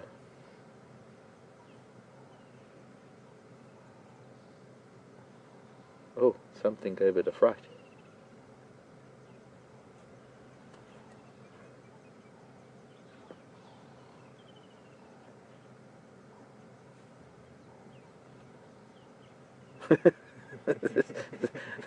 Something must have been moving. Did you see how big sister was feeling with her leg? She's actually she was feeling behind her with her hind leg to see where the other little one was. Impala are quite interested in us, or what's going on. Maybe they want to see baby elephant. Little one's backed up to big sister with its. I'm not too sure about things. It's trying to be intimidating. It's trying very hard to be brave.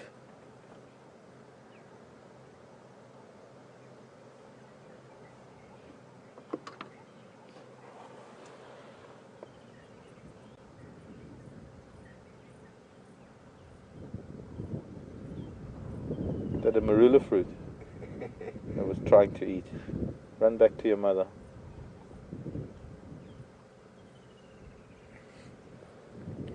Put into perspective, size-wise, this little child is... Oh, yes, it is too cute, but... Yeah, mom's going to keep touching... See how baby touches mom with the tail, and mom's probably going to keep contact with tail and hind legs as well. Contact, the baby elephant, contact, that physical touch is so important to it. It's almost constantly got to be touching either mom or sibling or aunt. Yeah, right underneath mom's belly. Tiny little thing. Trying to think of something size-wise that's probably about as tall as a Great Dane, maybe. Obviously a bit bigger bodied, not as long as a Great Dane would be, but standing about a bit higher than a Lab or a German Shepherd.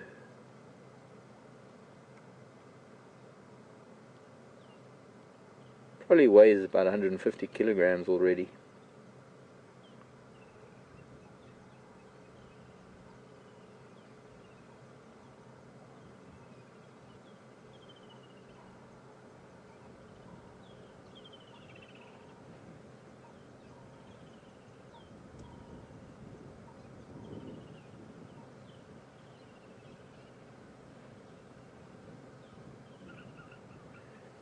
She's probably between 8 and 10, I'd say. She's a small-bodied girl, but she's a very brave Ellie, the way she was behaving earlier. Backing up mom, having baby between them.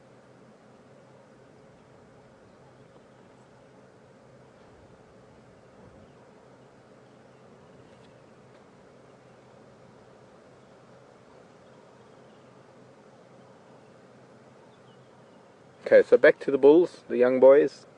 They just reach an age where they leave the herd to join up with, in their late teens, to join up with bachelor herds or other bulls, and they then develop bonds with the bulls in this, and they become part of the bull society, as it were, of elephants within a particular area or within a particular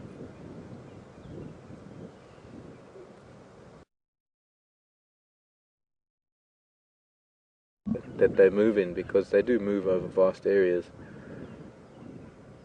But it'll invariably encompass the areas they moved as a calf with the mom and the breeding herds. And as bulls, they then pretty much come into contact with their own families, and I guess in the same sense come into contact with their offspring, and they socialize with them, and they can spend any amount of time with them, sometimes a couple of minutes, as we've seen now. Whether this young male had anything to do with this family or not, we will never know. We'd only really know if we had access to doing genetic profiles, which of course is not going to be easy. But you can get enough genetic material out of dung, but it's just a complicated process. Maybe one day it'll be easy to just sort of do a field test.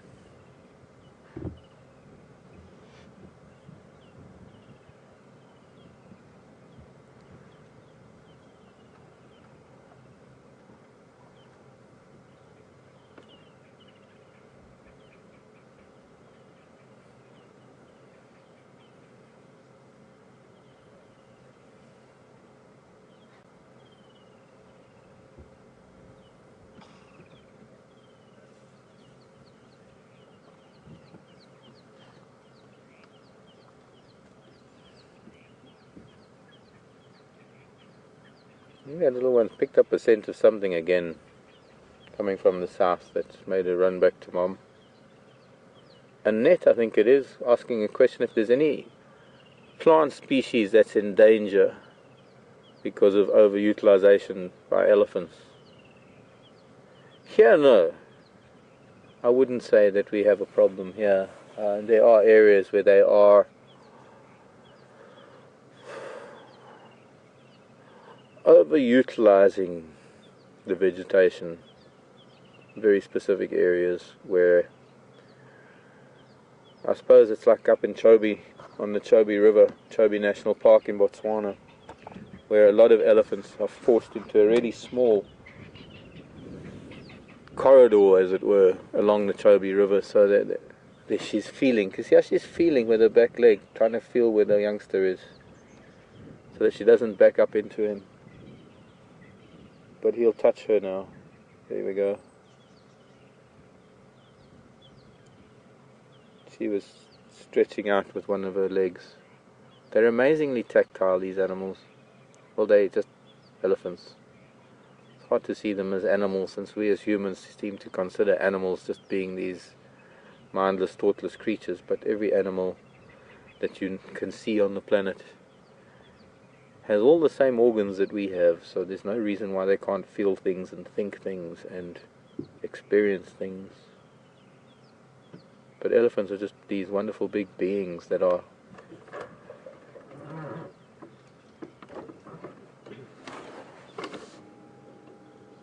just the most amazing and the most calming and the most wonderful to spend time with. A beautiful sunset that might be coming soon.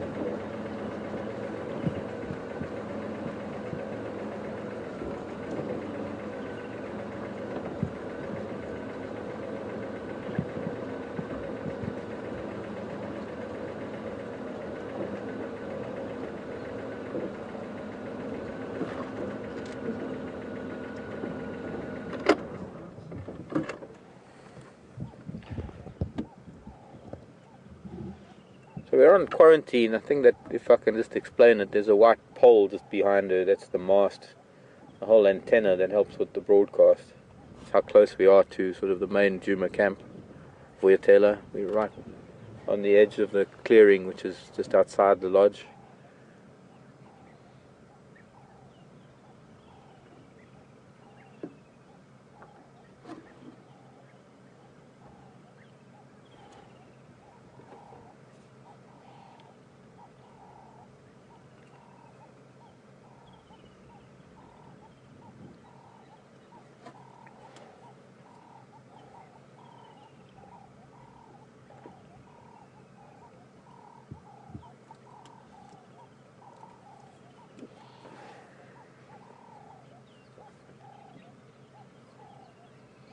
Little one want a drink. Little one's playing with a stick. Hello, Ryan. Ryan's in Utah. Nice to hear from you, Ryan.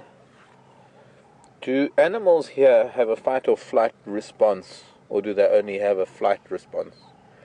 Ryan, animals everywhere, every single living creature, whether it's an insect or no matter what it is, there is a built-in fight or flight reaction to anything. That is why, in a lot of cases, no matter what species, whether it might appear to be harmless, sometimes the safety zone of an animal is so intense that the attack is the best form of defense, and that's why you find sometimes even antelope or what might appear to be a harmless animal actually goes on the offensive, which is that very thing, fight or flight.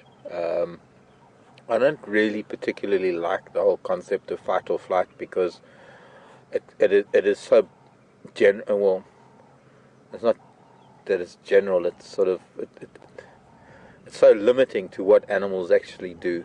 And being a behavioral trait, being something that is governed by more than just that instinctive reaction to fight or flee. There are a whole range of other options that animals can resort to, but it's a behavioral thing, so it's not as cut and dried as knowing that either one or the other is going to happen.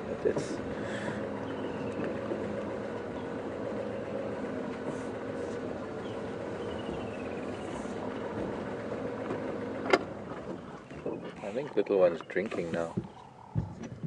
Big sis, you're in the way.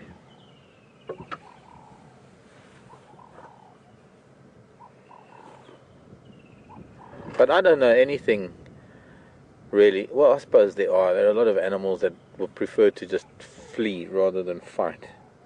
But I think it all, no matter what species it is, no matter where in the world, I think no matter what species it is, you are going to get a reaction out of it. And I suppose it all depends on at which point they feel threatened, and that might be just by your presence as a human, or it might be because you want to touch it or pick it up, or you're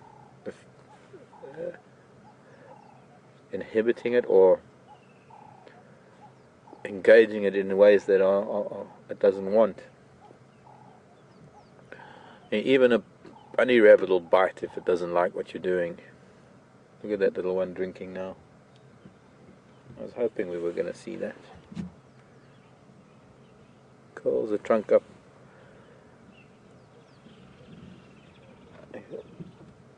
Hard to see where it's putting its trunk, but it curls the trunk up so that it can get to the memory.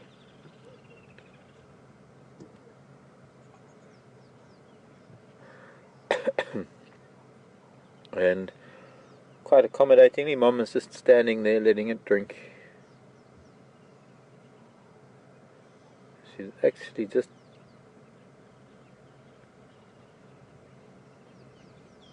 about had enough.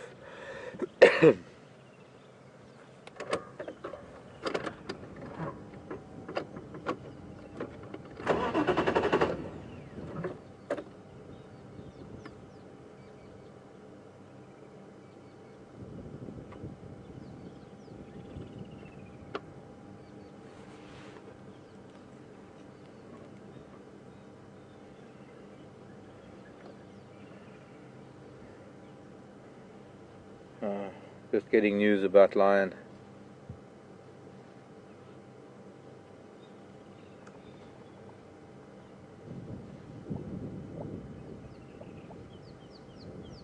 Yeah, sorry. Alex, sorry, I had to turn you down. I had the other radio going.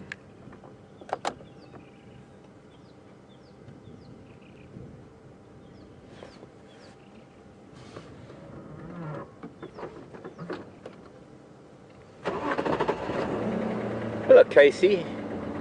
How's New York at the moment? I believe, while I've been home, I believe there's been some pretty heavy snowfalls and storms up the East Coast, all the way Connecticut, New York, New Jersey, Maine even. I think Maine got hit pretty bad. Stacy, would a predator go for this youngster? Possibly. No, I think we well, we've seen that they are pretty protective over it, and if there was any threat, we would see that they would hold that baby really, really tight, close in between the two of them. But also it's a case of where the predators in this part of the world are accustomed to taking baby elephant, because not every animal, or not every, let's face it, we're mostly talking about cats here. A hyena, maybe. A wild dog, not likely. Hyena could probably wear down mom eventually if they had a big enough pack. But the only thing we really got to consider that might make a move on a baby elephant is lion. And although there are lion that hunt elephant in other parts of Africa, and even in Kruger, there is a pride that I believe have been hunting lion. Not lion, hunting elephant, especially babies. Because that is a very look at that. He's pushing against sister's shoulder. That's so cute. Like trying to engage her in play, and she just wants to eat. Headbutting. I've had a baby elephant that size headbutt me. A very sad case of an abandoned calf here in the Sabi Sand in the mid-90s that I used to visit every day after lunch. It was on an open area on the opposite side of the lodge, very similar to this, in fact almost identical, except instead of a dam there was the Sand River. Look at that little thing. It wants to play, and sister just wants to eat. And I just love to go and have a play game of rough and tumble and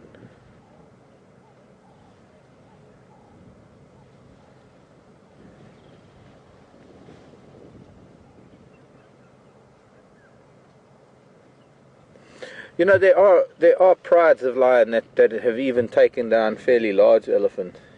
I know of a pride of lion in Tanzania. There's of course a lot of lion up in Chobe. We were talking about Chobe earlier, where elephant populations are quite high numbers, and a lot of elephant have to get to the Chobe River, to a very small area of the Chobe River for their daily water. And lion have learned how to hunt elephant there. But I don't think any of our lion, it would take a long time for them to suss it out and learn that they've got to separate cows and calves. They've got to cause havoc at night to be able to split them up. But you see, there's another factor that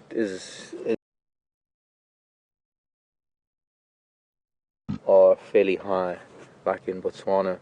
There are certain social bonds and certain things that break down, I guess. I mean, maternal care, social structure, all the kind of things that really happen in overcrowding situations in any species that is a social species or a gregarious species. Well, not so much gregarious as much as it is social and nurturing the way. Look at it, it's coming running back to mom. And try and move so we can see it again. Mom's going to move down to the other calf now too. I don't have to move. This is the most wonderful thing, being able to witness this and to not be influencing their behavior, to not have them fear our presence or alter their behavior because we're sitting here and watching. And I think Scott's going to actually come and join us.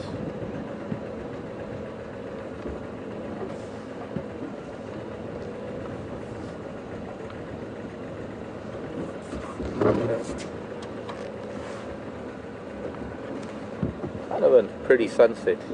What I'm gonna do, I'm gonna just get to a little bit to the east of them, so we can maybe just get a nice early sunset shot here. Just show you what that's like. We've got a herd of impala in front of us that we've been seeing in the background for a long time.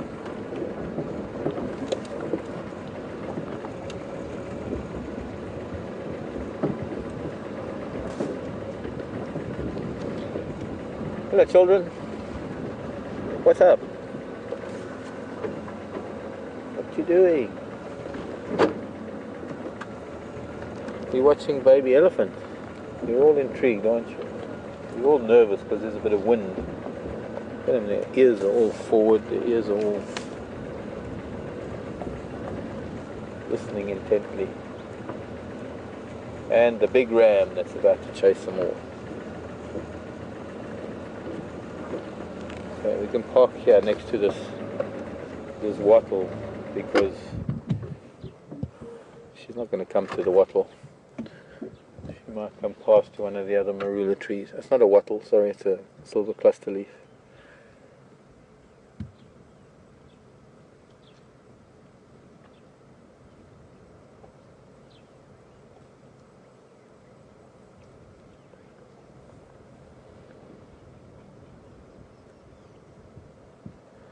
She's also vulnerable. Yeah, let's face it. She's a single cow with 2 children, and so she's relying on this daughter of hers to a large extent to help her to protect the child.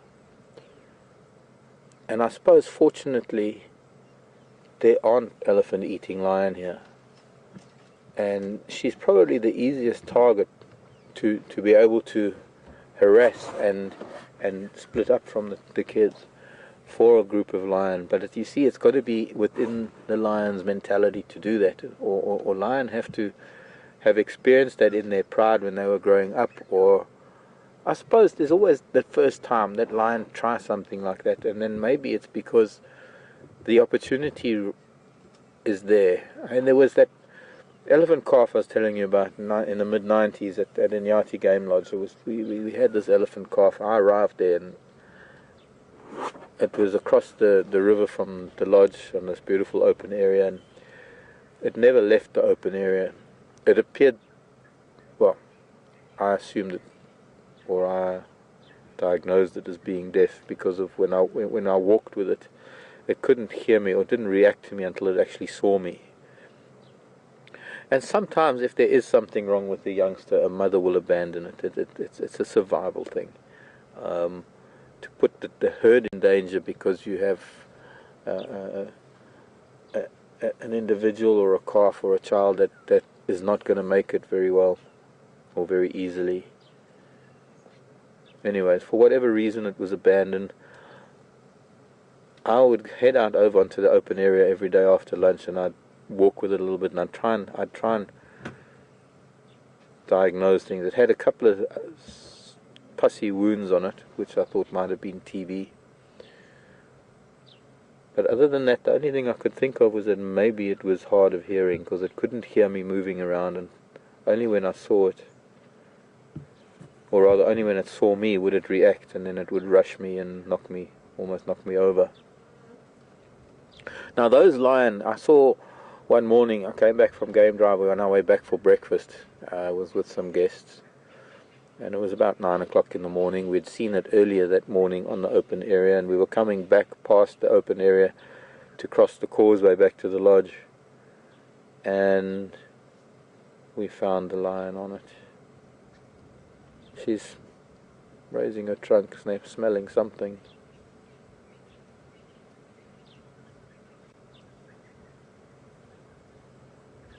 Off to get some water, I think, or the next marula tree. Trunks up, catching the air.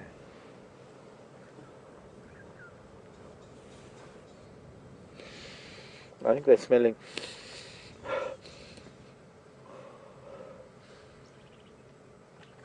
I don't know, maybe there's rain in the air. Look, rubbing the eye. Mama was doing what I was mentioning. That's why she doesn't have any of those white little things in her eye, because she's been rubbing her eyes.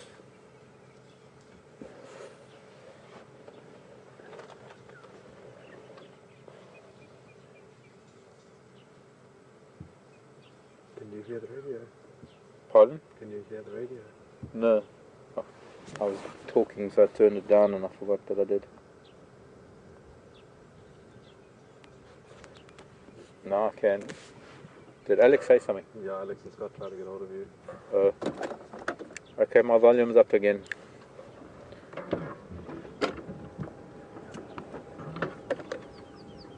Sorry, I had to turn down.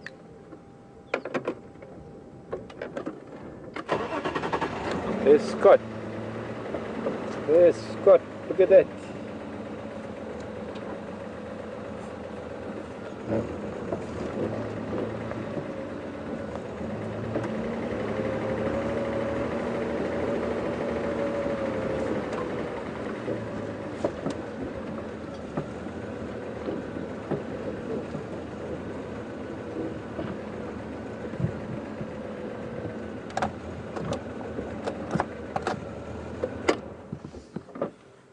Scott and Wim. Hi guys.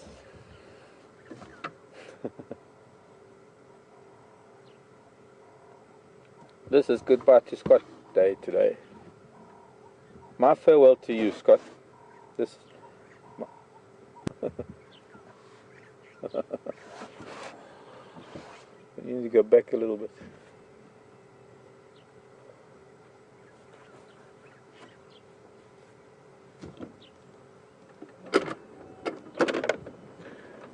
I don't know why. I suppose.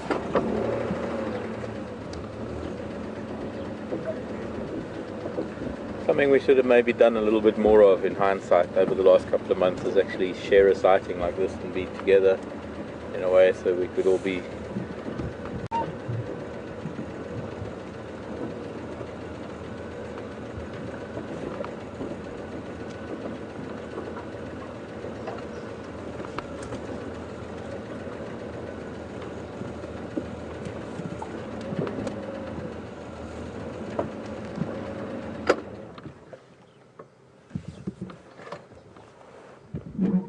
Sorry Brian, got to change the angle there. Look at this little thing.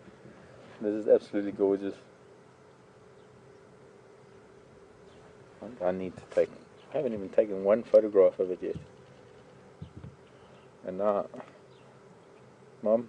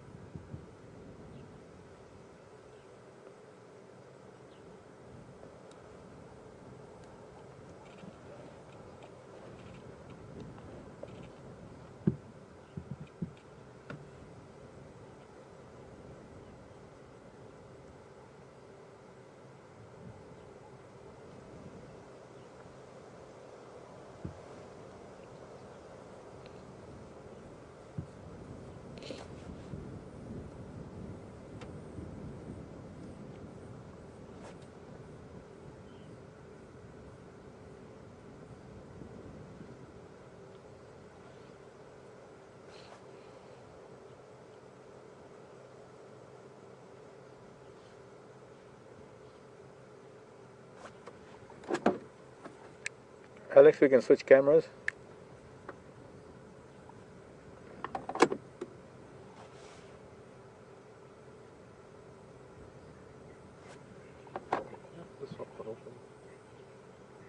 No, that's fine, swap audio.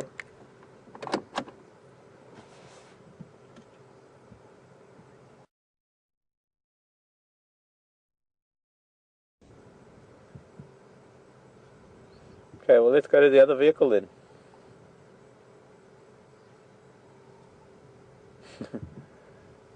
That is incredible. Well, isn't this just an absolutely amazing sighting, and so happy to be able to be sharing it with you, Mark, Brian, Wim and Alex, all of us here together. This really just is an absolutely phenomenal sighting. And look at how cute that baby is. And they're going to be coming or walking right past us. This is so lucky.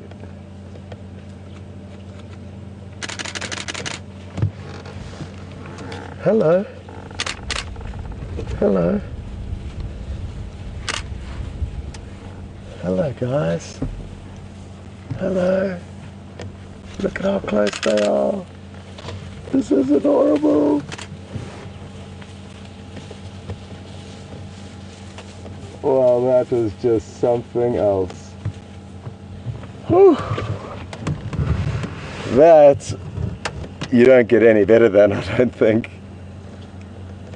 They are just too cute to even describe. All of them, the way they came up to us like that. That was incredible. And I couldn't really have asked for any form of a better farewell than that. That was just truly too good. When is our luck gonna run out? I have not. Yeah. That was your. I've been with them for an hour and I've been wishing that they would come up to my vehicle and they came to say goodbye to you. Yeah. And they know that I'm going to be here for another couple of days. Exactly. After you, and maybe Alex can switch over back to you guys, and then we'll keep swapping.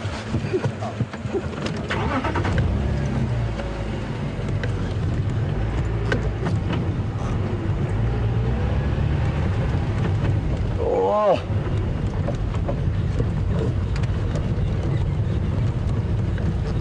The last few months. Might be time to start thinking about taking it down. I know we probably will still have rain in the next couple of weeks, but we'll probably need to think of taking it down. So jealous that they walk almost right up to Scott. It's not jealous, no. It was just wonderful because it was a lovely farewell for Scott.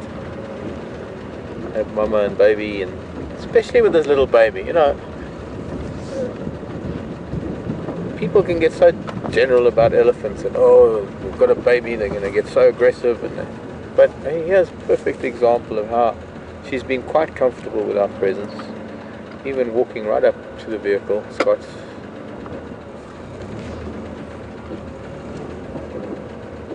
back under a marula tree, beautiful big duo marula tree here, two of them, big trees, and back to finding marula fruit.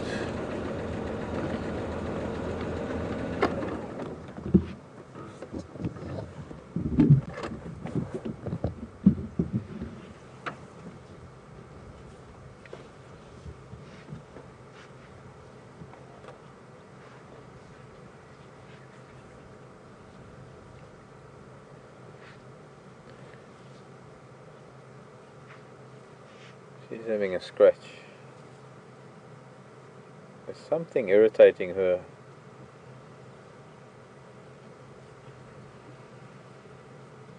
Not irritating, or itching or something.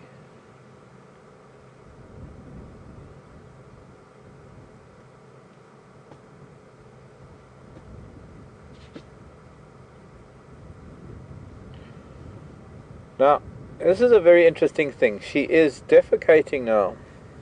And there are the first few months of a baby's life.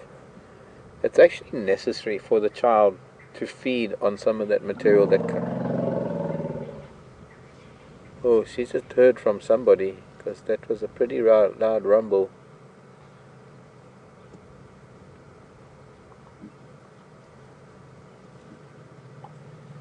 She's talking to other elephants now. I'm thinking also the way they're moving now. I'm thinking that she's just made contact with someone else. And they're moving off to meet other Ellies. Possibly, most likely, just the way that she was rumbling. With a few marula fruits on the way. What was I saying?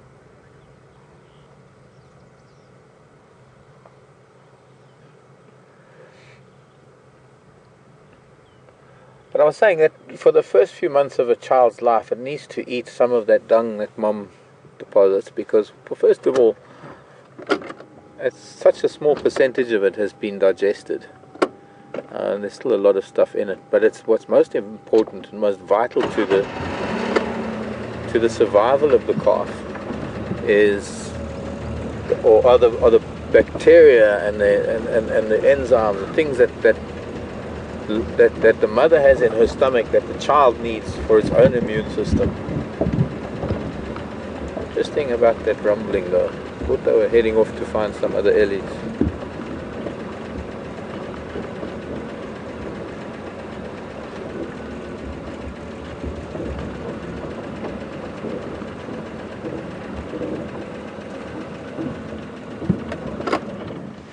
This little one looks like it's got a bit of a floppy ear.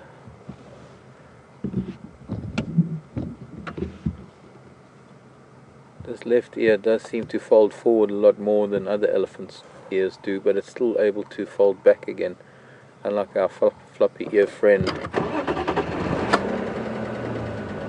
from the bull from last week. Has he been around the last few days?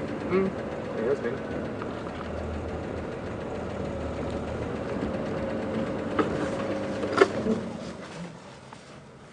Okay, I won't. Sorry, little girl. Don't teach the child bad things.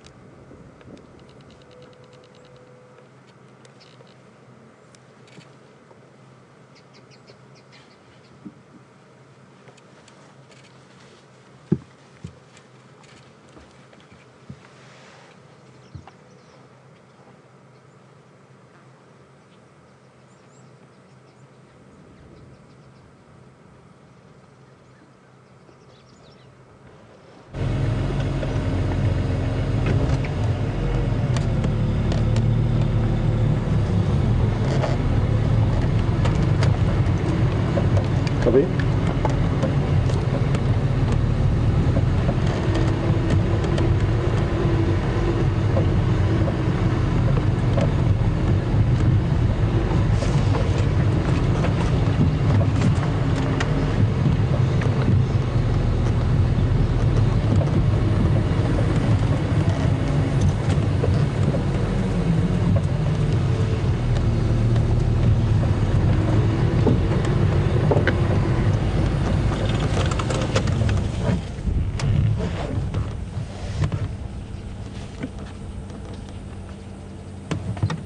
Welcome back, folks.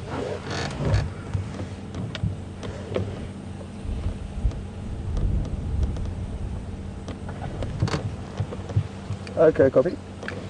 Alex, confirm I'm live.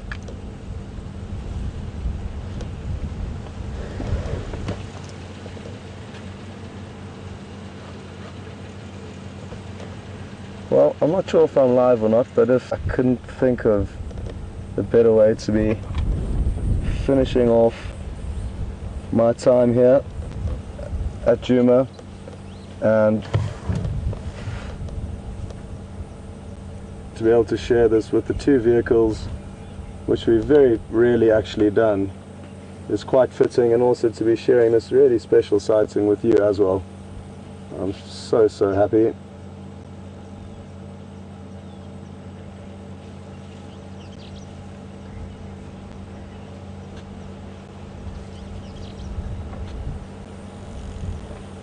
It's been so cute watching them get excited, running from marula tree to see which treasures await them. Oh, that baby is just too cute.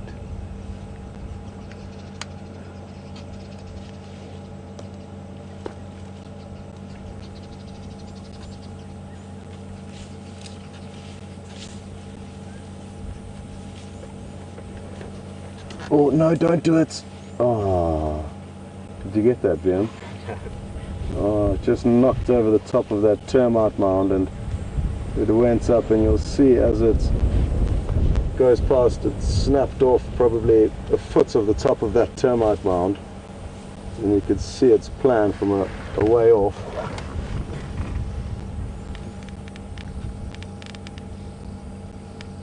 Look at that youngster still trying to... Oh, I should probably reposition the vehicle. Or maybe Alex switch to Mark. Because they're behind me. So switch to Mark. So they're rumbling again. And there is another herd just a little bit south of us. She's just changing her direction again. Quite interesting how she was communicating with other Ellies. I mean, we think about it, where she's been walking and now sort of she almost did 180 degree top of quarantine, and she's come back towards this other herd. Now look at them, they're meeting up now. This is going to be amazing, I hope.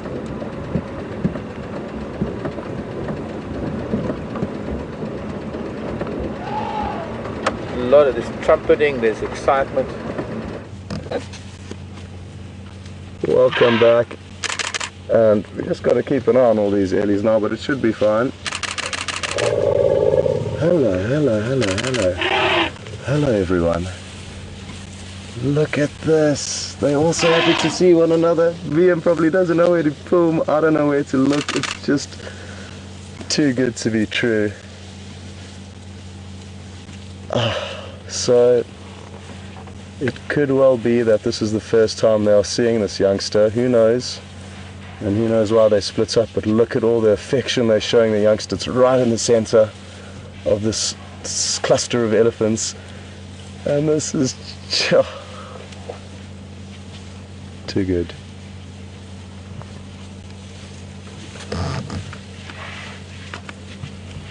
Too good to be true.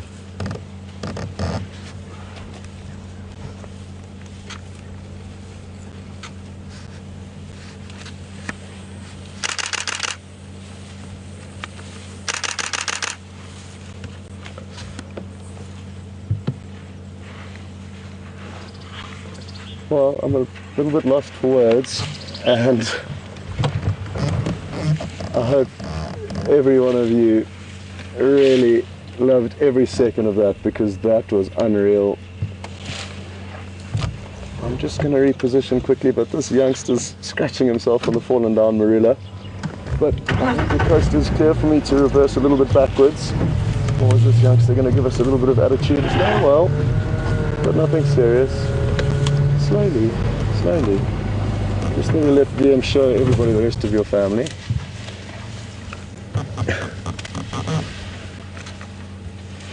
Playful, this youngster, and it looks like it's found a playmate, which is perfect. Rather them than us.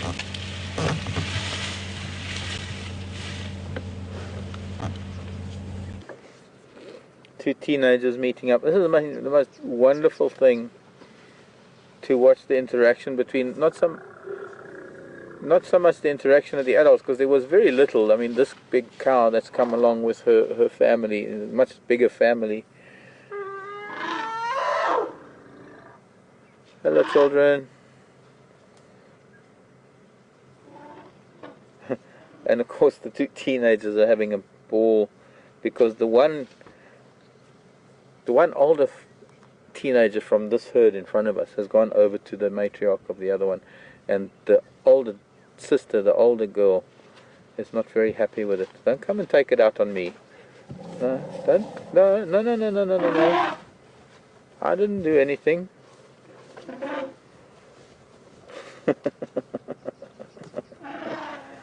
She's also a little bit of a floppy ear.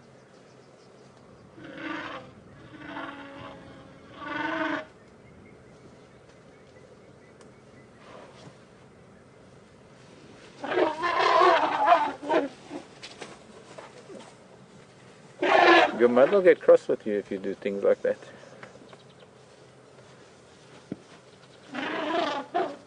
Now she's going to intimidate the other children. She'll get a reprimand from this auntie of hers, I'm sure, if she gets too boisterous. But I think that's excitement. I think she's just happy that cousins are here or others are here. Look how the other children are trying to greet her. Oh, you're being mafufunyan, really. Meanwhile, the other young cow has now Oh, oh, wait. That's displacement, a little bit of displacement aggression going on there. It's taking it out on a dead tree. For whatever reason. Why is she so upset, that little one? I don't know. Standing on a tree now. Whether it's because this is a, I don't know, it's really hard to tell. Okay, she's not behaving.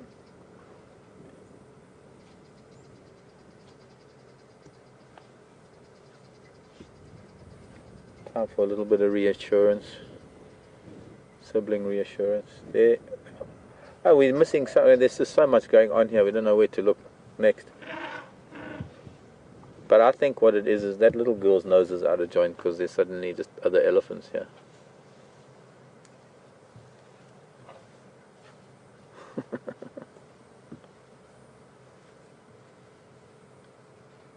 Mama's being protective.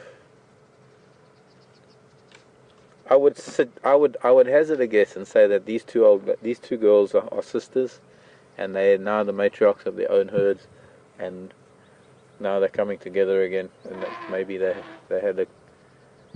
were from the same mum or the same breeding herd once upon a time, and the little girl who up until now was sort of been the big girl because she's been mama's right hand, and now suddenly she's just a child again, so she's probably having a temper tantrum because of that. She's having her own, taking out, look at that, the dead tree, taking out a dead tree. She's going to hurt herself if she carries on doing that. But you can see, it's the same one we were watching earlier. She was quite calm, although she did look at us a bit funny earlier, but she's got that little left ear that's a bit floppy. I'm surprised none of the adults are doing anything about this little temper tantrum. It's almost as though they say, well, it's like a ignore it, it'll go away type of thing.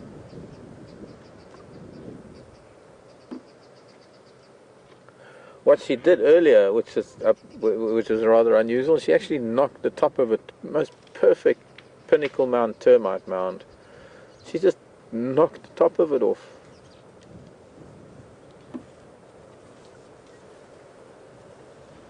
The other cow's going to take her children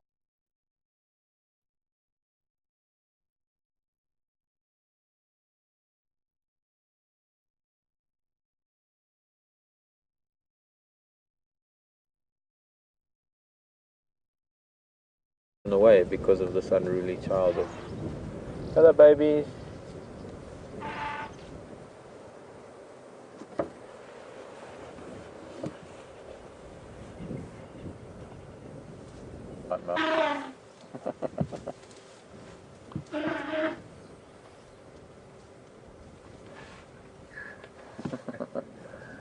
Getting discipline from a big cousin. Calming and disciplining, I guess. More of a, hey, stop it now. Yeah. Very much like a that's enough now kind of gesture. A tusk in the rump.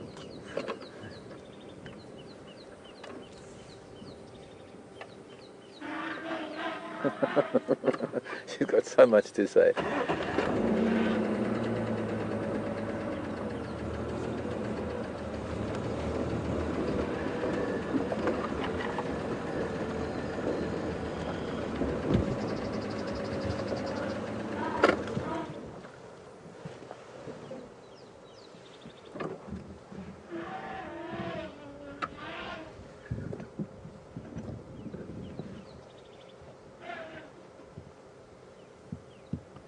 Everybody else is just perfectly calm and looking for marula fruits and nice to have company.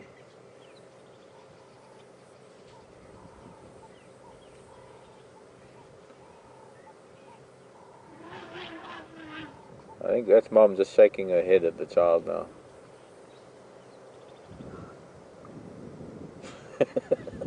I'm sorry, I shouldn't laugh. But it is kind of funny how she's behaving.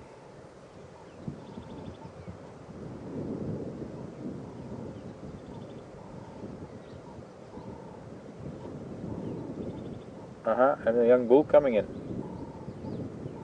Coming to see what all the nonsense is about. And they're behind trees, so I don't know, maybe. Let's see what this bull's going to do, who he's going to greet. Ah, she's standing up to the little bull.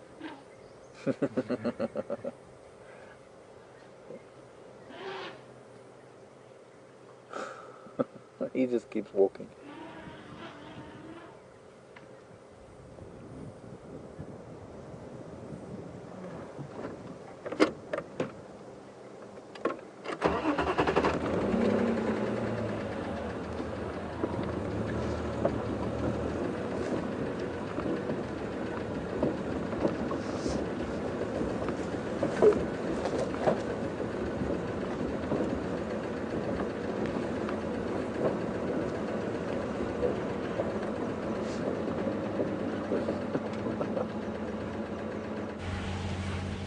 Come on. Well, isn't this just too much now? When are they going to stop performing for us? This little youngster's been so inquisitive and come right up to the vehicle quite a few times now, and I almost feel like I should put my hand out as an offering, but I won't.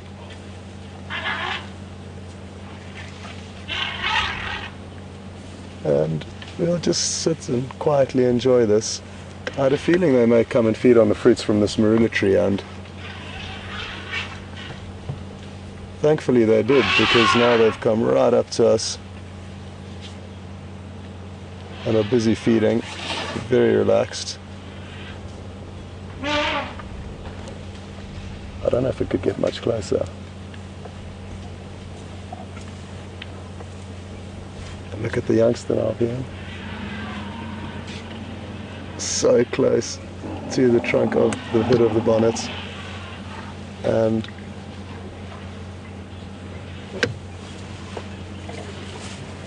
there's a lot to keep in mind here, because there's a lot going on very close to us. But they have come up to us, so they've made this decision, and I'm very glad they did.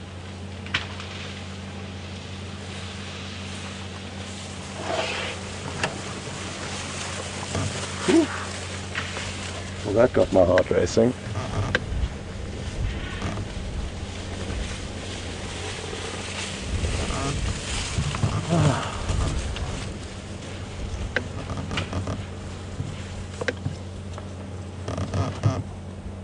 Words cannot describe how I'm feeling. It really is hugely abnormal to have them that relaxed, that close to the vehicle, and I'm not sure who's out there watching over us, but this, even all the audio we're hearing, the visuals we've seen, the cuteness and the size differences of these different animals, and the fact that such a large animal can be so relaxed with us, and especially an animal that's persecuted heavily by humans all over the world, and now we get the fortune of being able to enjoy a sighting with animals that us of humans have, like I say, persecuted and harmed for so many years. Marcus? Brian? Mark, did you speak in your special elephant language and organize this? No. I said I told him come, I got to say goodbye to you. Jeez. I don't know what that child's up with though. I mean, it's just... Sorry? Did you see it? Did you see it flatten the termite mound? Yes. I mean...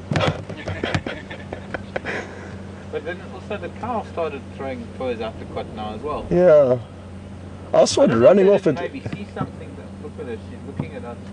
Okay. That's actually not a nice way for an elephant to look at you. No. No, it's not the look you want to be getting. I wonder what it is that riled them up, because yeah, the one... Maybe there's an ingwe or something down there. Okay, because yeah, the one certainly seemed to be running after something. When she went down there, yeah. Yeah. But I mean, she's just been upset about this whole meeting of the two herds. Yeah. I think it's the fact that potentially she's not getting as much attention as it used to now with the new baby on the block. But not only that, you know, up until now she's been mom's right hand, right there, and looking after the child, and now suddenly joined up with this lot. The cousins are here, and she's not the main, the star of the show anymore. Yeah. Huh. That was Wow, incredible. temper tantrum. That was fantastic. So, He's just breaking trees down. which way are you going to head, Mark? Do you want to go and see the damage and destruction down there, or do you want to stay up here, or because it sounds like it's getting demolished? I think you must be stressing that child out now. You know, so many times we get asked why the females leak from their temple. This is why. This is the kind of stress that causes them to dribble from their temple gland. Kiddie stress. Exactly. I just can't imagine what that child is going through. I mean, that little calf is just doesn't know what's going on. Yeah. I think there's something in there. Okay, well, I'm going to go and have a poke around there, see what happens. What do you think? Now one of the other children are going over to have a look now. What am I missing out on? Let's go and investigate. Oh, I'm just going to reverse it a little bit so we can see them meeting. You've got quite a few of them teaming up against you. This is absolutely incredible behavior. There's another youngster trundling in.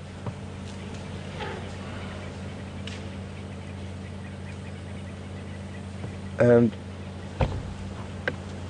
as you've heard, we're not exactly sure what it could be. Speculation of potentially a predator, but there's something in the air that's really exciting these elephants. Whatever it is, I'm happy that we are here to be able to share this with you, because I'm fairly certain we haven't captured or shared anything quite like this with you over the last few months. So again, another very unique sighting to add to our long list of incredible memories and visuals that we've been lucky enough to see over the last few months.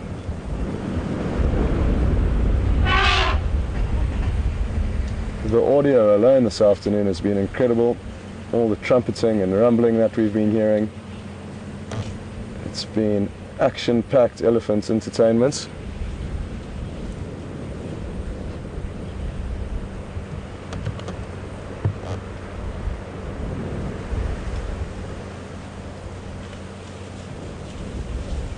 And off they go again. Ooh, surely that must hurt. Mark, just to let you know, they're coming towards you quite quickly from behind.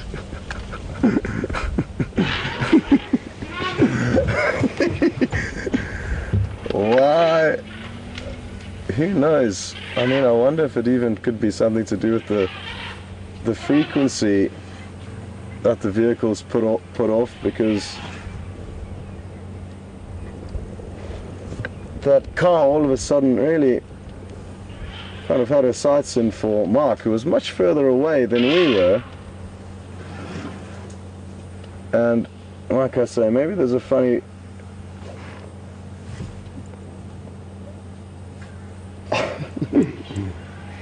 copy that.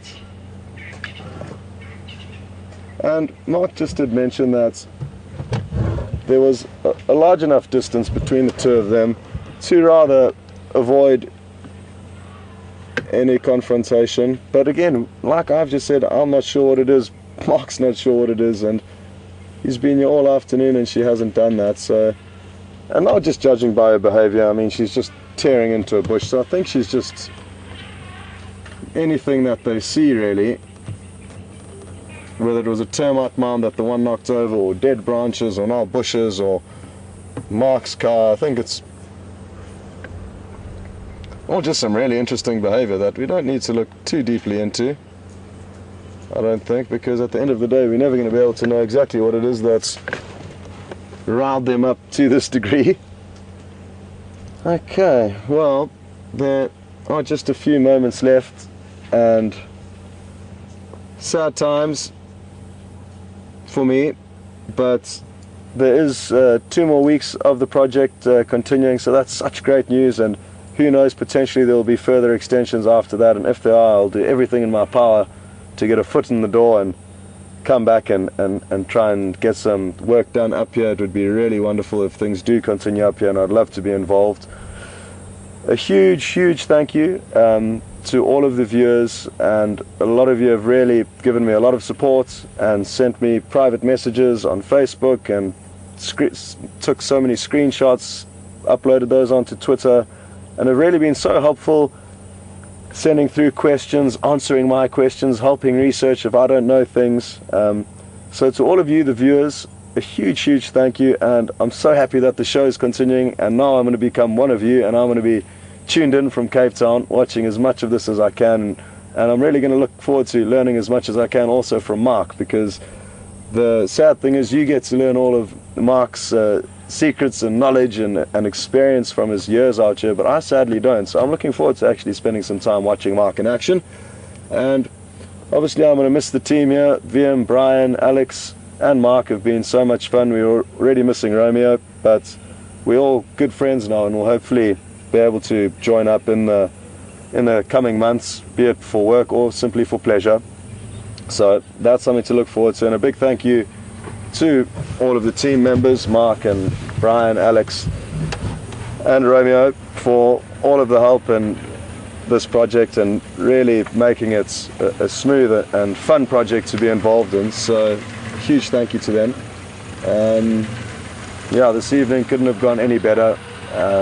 Loved every second of it. Got to track leopard, which is something I love doing, and then to finish off with a sighting like this with Mark and Brian and VM was really spectacular. So Marcus, jeez, thanks so much for everything, buddy, and what a way to finish. I want to work with you again. We got to join up again one of these days. Yeah, whether it's for work or pleasure, I just mentioned. Actually, we will make a plan. We haven't had much of that. Yeah, but that was weird. It was. I mean, I spent an hour and a half with her, and then suddenly I went near a bush where they've been throwing a tantrum, and then just... I think that, or the fact that I think they've just been picking, I mean, anything. It went from the one termite mound to the dead, fallen down trees to the bushes to then I think you were just in the wrong place at the wrong time. I don't know why the matriarch decided that, because she brought that calf after me, and I don't normally drive away. Yeah. No, it was a strange one. It was funny to watch your both heads spin around as the radio message went through simultaneously. Okay. Thanks for the heads up on that one. Yeah, no, we could have let it go a few seconds longer maybe, but... I suppose. Maybe had a couple of holes in the back of Jigger in the process. But the other most amazing thing is that this other matriarch, she's just calm throughout it all. Exactly. She's not even blinking an eye. Yeah. You'd think both adults would have stayed out of it, but the one definitely seemed to get involved with the adolescence. Mischief. I thought maybe there was a leopard hiding down there, and that's what all the fuss was about. Yeah. But anyway, whatever. It was a great afternoon though, Mark, so thanks very much. It's been a great time. Yeah. And you must enjoy the coming weeks. And like I've been saying, I'm going to be a viewer now, so I'm going to be tuned in, taking notes from your drives and sending through some questions. So yeah, Mark, I'm so happy that it is continuing and that you are going to be here and that there's a chance for some future work, if not work in the future. Certainly some pleasurable trips will be had amongst a lot of us, I think, amongst all of us. We need to do some tours and also if you're ever up here in the Lowveld, then from Cape Town we can call it up here in the Lowveld. Yes, for sure. You and the lady. Yeah. Come and see Timber Barty, come and see my Mapani veld. I would love that, Mark. Yeah. I would love that. Cool. Okay, I'm going to say goodbye now. Scott's going to say goodbye properly. So, thanks for joining us. I'll see you tomorrow, everybody. We're going to head back now. Thanks, Scott. Cool, Mark. Have a good one. Thanks, Brian. Cheers, Mark.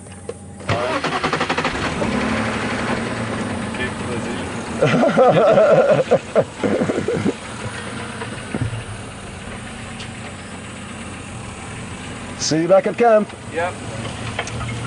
Well, again, folks, a huge thank you, and it is so sad to be having to say goodbye, but it is one of those things that has to happen, sadly, and it's one of those things that you don't think is ever going to happen until it does, and then it really hits home. But I'm not going to be here, Mark will still be here, and that way we can still all share in these experiences, and that's the beauty of it. Doesn't matter where we are, we can all be out here joining in on the action, as long as one of us is driving around, and it will be Mark, and look forward to following him and the rest of the team over the coming months. And from me, a huge thank you, and to VM, thanks for a wonderful last afternoon out in the bush here, and to Alex and the final control, great work this afternoon. It couldn't have been easy chopping and changing between all of the action out here in the end with these elephants. And also a huge thank you must go to these elephants, because I don't think you could have scripted a better ending to an operation or a project for me. And what a great welcome back to Mark. His first afternoon drive back, and he gets to see the animals that he loves the most. So it couldn't have gone better, and I'm so happy it did end like this for me. And a huge thank you again. All the best, and we'll see you soon, hopefully.